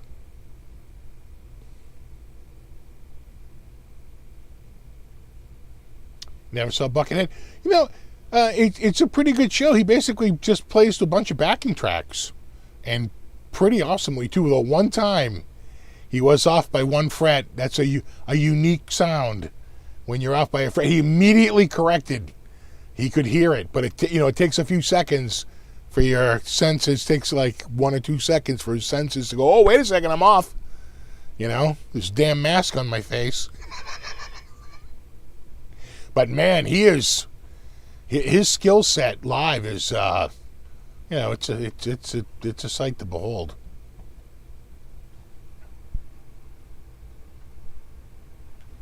There are people up there. Do. So I put. I don't know if you notice. I'm not using this here. That's why it's off. I'm not running it to this. I'm running direct. We figured this out like last weekend, which is why I probably was a little hot there earlier. Another thing I did was I upgraded my computer to a new processor, and obviously the processor still fits in the same friggin', it still fits in the same socket, so it's not that much of a change, from the first one. But it went up a couple of gens. But more than that, and because I went from AMD to AMD, it literally just dropped right in. I didn't have to and if you know what you're doing, you can move a hard drive to a different drive. So I moved the hard drive to a larger drive, and I popped in this new chip. I did that on Friday, Thursday, and it was not just the speed, definitely faster processor. It also runs cooler, 65 watts versus 105. I think that was my problem. I think the power supply that I just pulled off a shelf for this thing is kind of weak and probably wasn't enough to run the 2700X, but it can run the 5700X, which is literally 40 watts less, 40% less wattage. It runs that no problem at all. But let me show you the difference between going from PCI 3.0, to PCI 4.0. So here's the difference. As you can see here, these are the numbers under the 3 system. I mean, those are respectable numbers. Not going to lie, pretty respectable. But, when we get into the 4 system and we double our bandwidth from 8 gigabits to 16 gigabits, now all of a sudden you have a lot more gigabits left over. This is just the hard drive speed. This is the speed of the hard drive. So I went from this to this just by putting that processor in. It's some are calling it a doubling and even more. I mean, look at this number here, from 669 to 6400. What's that, almost 10x? What's 892 to 4500? 9x? Right? I mean, come on. I'll take it. What's this, 2300 to 74? What's that, practically tripled? Right? You don't usually get those kind of advances in computing. Things are, you got it 20% faster, right? Everything's 20% faster. 10% faster, 20% faster. You rarely get 500% faster. Yeah, vast improvement, right? It's it's just a little, just unlocking it. The Mobo could already do it, and I'll say to this: I bitched and moaned about the cost of that Mobo when I bought it in 2019, because instead of $150. It cost me like $280. It was a lot more expensive for that friggin' Mobo. But I wanted the 5 Series because I knew the 5 Series was a little bit more future-proof. Now here it is, 2019. I'm in 2023, and I got this new. I've been using it, but it's like, just by slapping in that new chip, you double the backplane of the bandwidth from 8 gigabit to 16, and you saw the numbers. That's a respectable neighborhood right there. I mean, 300 to 3900. What is that? That's more than 10x. That's like 11x. I mean, come on. Those are that's quite the improvement by just shoving a new chip in. What kind of chip you got in that thing, Dorito?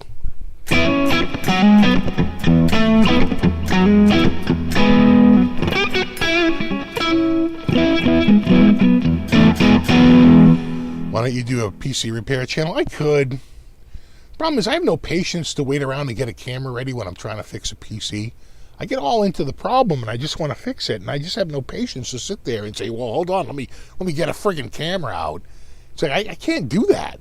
That's the problem with it. I just, I repaired a laptop recently, put a new battery in it, new power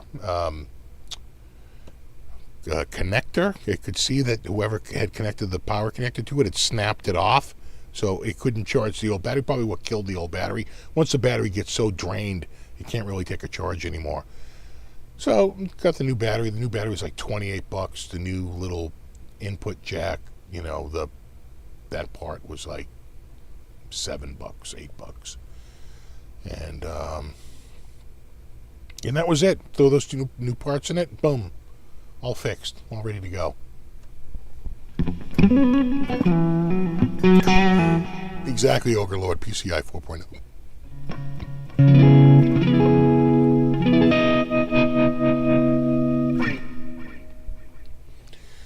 My son got his X570 in 2019. That's what I'm running to, an X570. Upgraded to the 5800XE. Yeah, it runs a lot hotter for sure. Yeah, the 5800 runs at 105 watts. I'm running the 5700X, which is 96% as fast. It's only a 4% difference in speed between the 5700X and the 5800X, because most of the time it's not running at its max speed. But the wattage is 65 watts versus 105 watts, and I wanted that 65 watt because I didn't want to put an AIO in, right? Who wants to put in liquid cooling? I mean, I could have. That's what I have in the attic. I actually put that in for a friend of mine. Did some liquid cooling for him. He says it's been rock solid ever since we put the liquid cooling in. And I was like, yeah, his room probably gets hot, and it was probably overjuicing his, probably killing him. And then what happens as soon as they start to overheat, they throttle down, right? Self-preservation. They throttle themselves way down to keep themselves from literally desoldering their own couplings. You can literally get hot enough to start to melt your own soldering connections.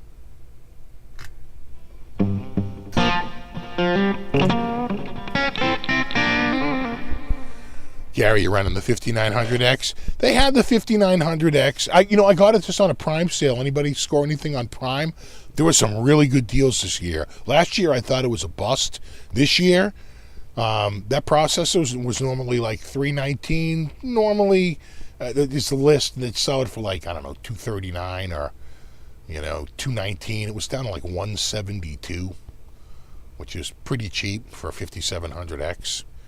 The 5800X was like $229, and I want to say the 5900 was like $289, $299, or it might have even been, could have even been low threes to get to the 5900, because the 7 series is out now, so it's always eclipsed. But who wants to buy a new Mobo, and who wants to drop a bunch of new RAM in? Now you got to buy DDR5. Now it's a money pit.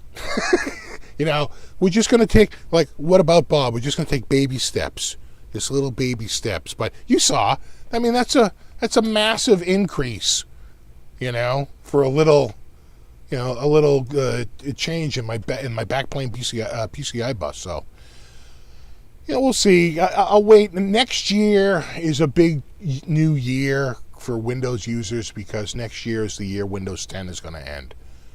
So at the end of 2024, that's going to sunset Windows 10.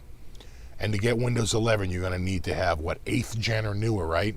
I don't even think 7th gen will work. You need like an 8 series or better, which is 2018. And, like most of my computers aren't there. I got this one is Windows 11 ready. Can run Windows 11, which it is running. I got one over there that's an Intel 10th gen that's running Windows 11. Then I have two in the attic that run Windows 11. A laptop that just squeaked in at an 8th gen, and then the 8000 series, and then that's a 5900X up. The 5900X is the 12 core 24 thread, right? That's what I'm running up there, so we're getting there.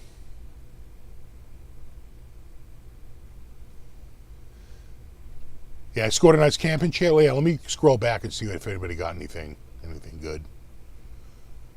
Oh yeah, I got some center punches. Yeah, nice. Yeah, I got some batteries. Got on Prime Day. Yeah.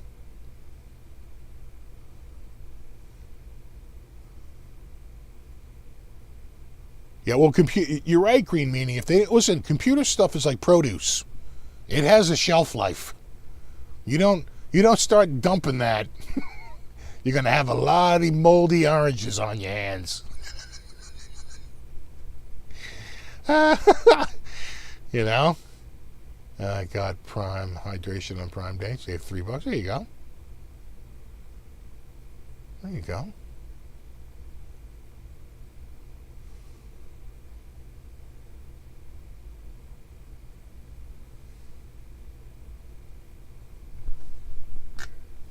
Have a good one, Joe.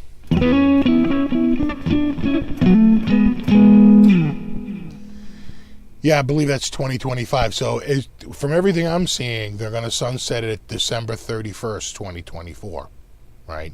Starting January 1, 2025, you're not going to get the monthly updates, right, that they put out, right? The cumulative, updates that they put out on the first Tuesday of every month.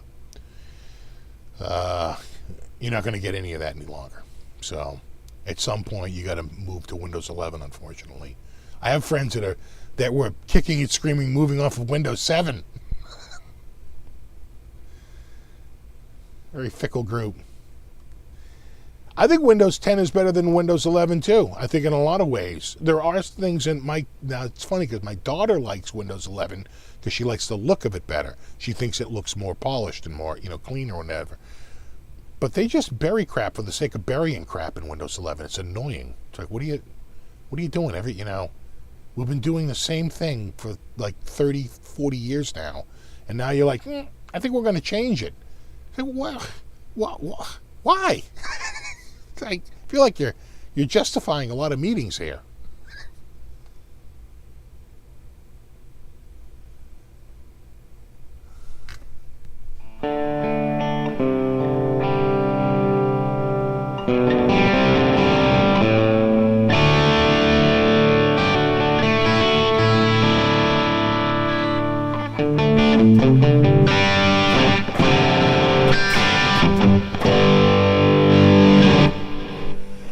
Well, not only does 11 have too much fluffy stuff, 11, they try to steer you to get the maximum amount. First of all, they always want you to type in, constantly be feeding us data because we want to mine that data. So they don't want you clicking on stuff because they don't record that. They don't keep a log of that and send it back. What they want you to do is and they tell you in there, when you type something into the search box, we may keep a record of that. So we understand better how to serve our customers. All it really does is they're just scraping the internet for a ton of data. And I don't want to do that. I never use their search box for anything because it's intimately connected to the internet and constantly sending telemetry back, You know, it's like they really do. I turn off a lot of their stuff. I run a wonderful batch file that strips out all of OneDrive, and I have a whole thing I go through, you know, to try and shut it down. But Windows 11, they make it harder and harder to shut down the telemetry. They want you to use a Windows account so they can constantly track you and follow you. You know, it's annoying. It's why I didn't install Threads. Did you see the requirements for Threads? They're like, we may track, you know, the sites you visit. We may follow you, you know, through, you know, using geolocation and see where the places you visit. We might read your emails. We might read your texts. We're going to go through your contact files. We may look for your credit score, right? I mean, you cannot believe the list of stuff. They're like, it's like, yeah, but well, maybe I won't install it. It's like, Jesus. And the crazy thing is, and Apple would never admit this, but they used to give all that crap away for free. They just wouldn't, they never even told you about it. And I know that's true because I installed Facebook when I first got my iPhone, and I had an iPhone before they had an app store. And all of a sudden the app store came out and you could get Facebook as an app. And it was suggesting like people in my contacts list. I'm like, how do you know this person? But they were going through my contacts. And I was like, yeah, no, don't be going through my contacts. But it was a goddamn free-for-all on Apple. It was only later that like, we may use geolocation. What do you mean you may? They found out that the Weather Channel was tracking people and then serving you up ads. Oh, do you like to go to McDonald's?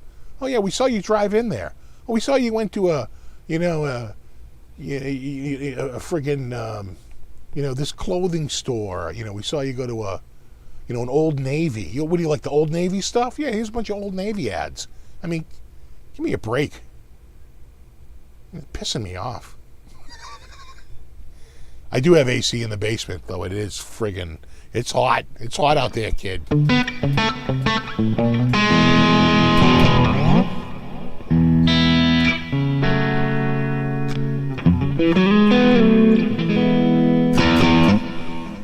Oh no, I know Threads is Facebook, and you can just tell, God, they just, it's ridiculous, the amount of data scraping they do. It is just absolutely ridiculous.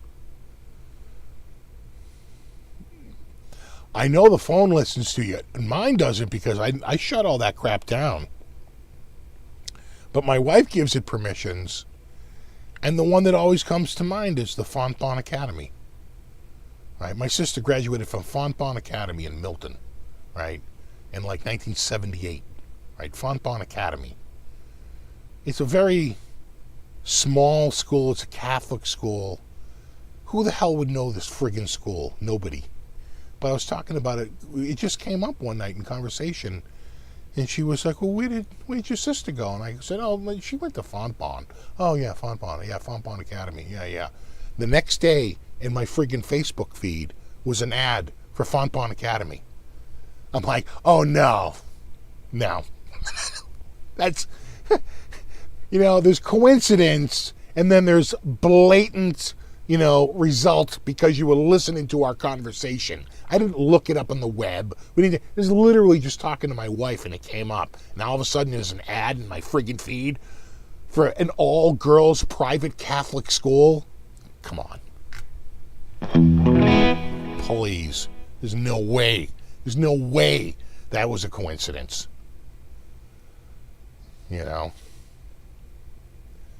I remember talking about it to Tone King. We were in Denver. And I said, you watch. I said, we're going to talk. And we were talking about something. And then the next day, I went on to there. I go, dude, check this out. And there was an ad for what we were talking about the night before. He's like, oh, my God. I go, I'm telling you, man. I'm telling you. They're listening to every friggin' word we're saying.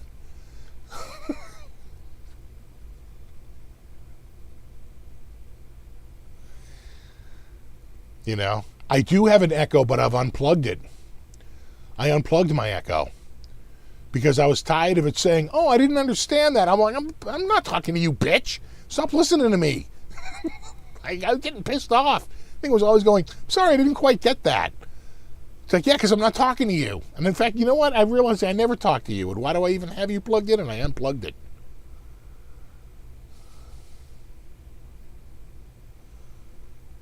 You know, Flampon Girls, you went to BC High. Yeah, see, I went to Severian, so it was more Ursuline.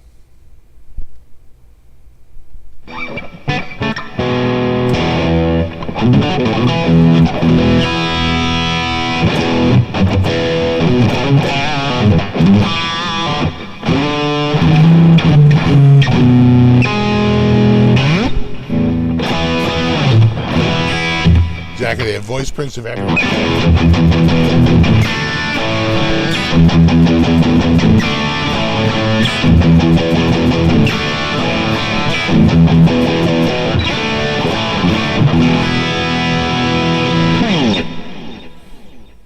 Have a good one, speaker.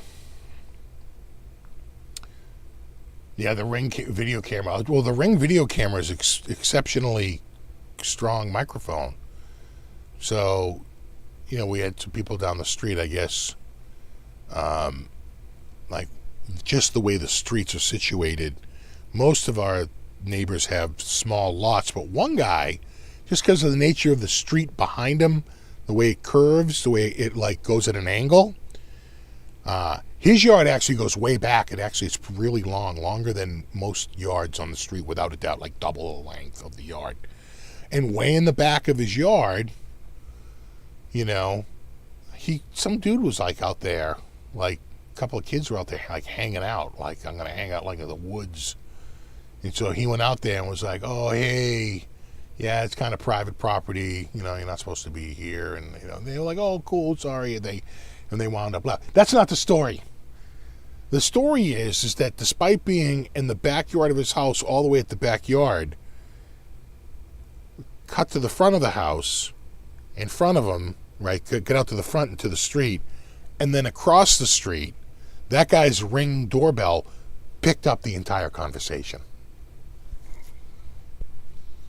Probably 100 to 150 feet away, maybe 150 feet away. That's of concern. I don't want people listening to my conversations, finding out how much of a dick I am.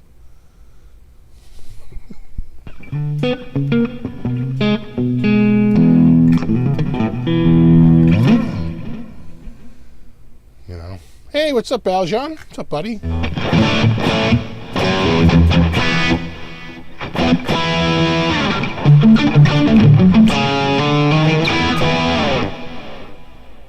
You know, so it's like I never even thought about that, but the story on the street was not that guy had a couple of kids in his backyard, but that somebody's Ring doorbell pretty far away.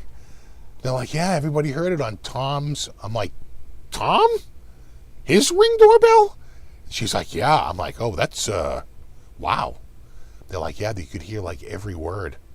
You could hear their whole conversation. I'm like, oh, that is of concern. They could probably hear us. If we have the window open, I'm sure they can. That's crazy. That's probably a good 150, 200 feet. You know, it's all the way in the back of the guy's yard, and they're back there having now maybe it was a quiet night or whatever, but it's of concern that guy's Ring doorbell could pick up that conversation that far away. You make you wonder if, you know, everybody's house is right on top of our, you know, everybody else's house in this neighborhood. You worry that you could have a conversation in the backyard that's not going to be all that private, right? That their technology can pick up your voice. That would be disturbing.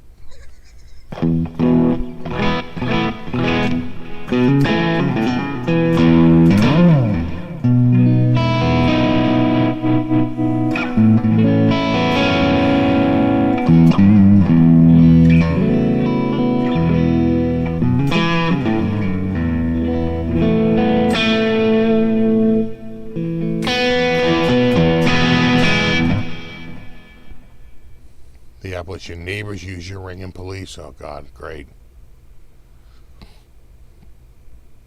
That's all I need.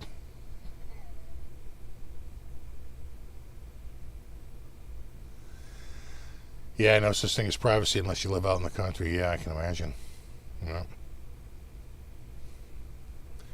Thermal imaging can see through walls. Yeah, like they did in The Simpsons. And they show like a roasted chicken in the oven, and they're like, apparently he is stewing in his own juices.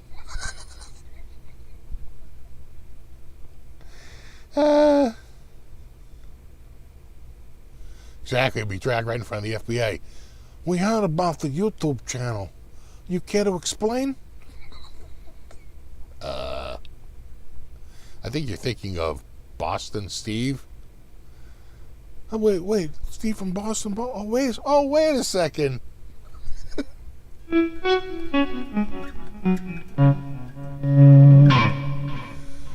All right, dudes. It's 9:01. We're gonna call it a night. And I can feel it getting muggy in here. God, it's just so gross out. So gross. I can't wait. I can't wait for the first frost. Put me down for the crispy. We haven't had the dew point below 65. They're like lower humidity. Lower humidity means a dew point of like 62 to 65, not 42. Freaking muggy. Thanks for everybody for hanging out. Super extra special thanks to anybody who contributed tonight. I always appreciate that. And of course, Brofist to my mod squad. Hashtag Brofist. Hashtag mod squad. And we'll do it all again in a week. I have, I think I have one video coming out this week. Got a new effects pedal in, actually. Looks pretty hot. Looks pretty hot there, hot shot. So we'll go through and check that out, and that video will come out someday this week. And then we'll do it all again next week. And there you go. No, you rock. And there you have it. Am I up later? Probably not. I was up early this morning. I'm feeling kind of tired. No, there you go. All right. There you go. You rock. That's double whatever this is. And there you go. All right, dudes. Have a wonderful night. Have a wonderful week. I'll see you in a week. Until then, rock on.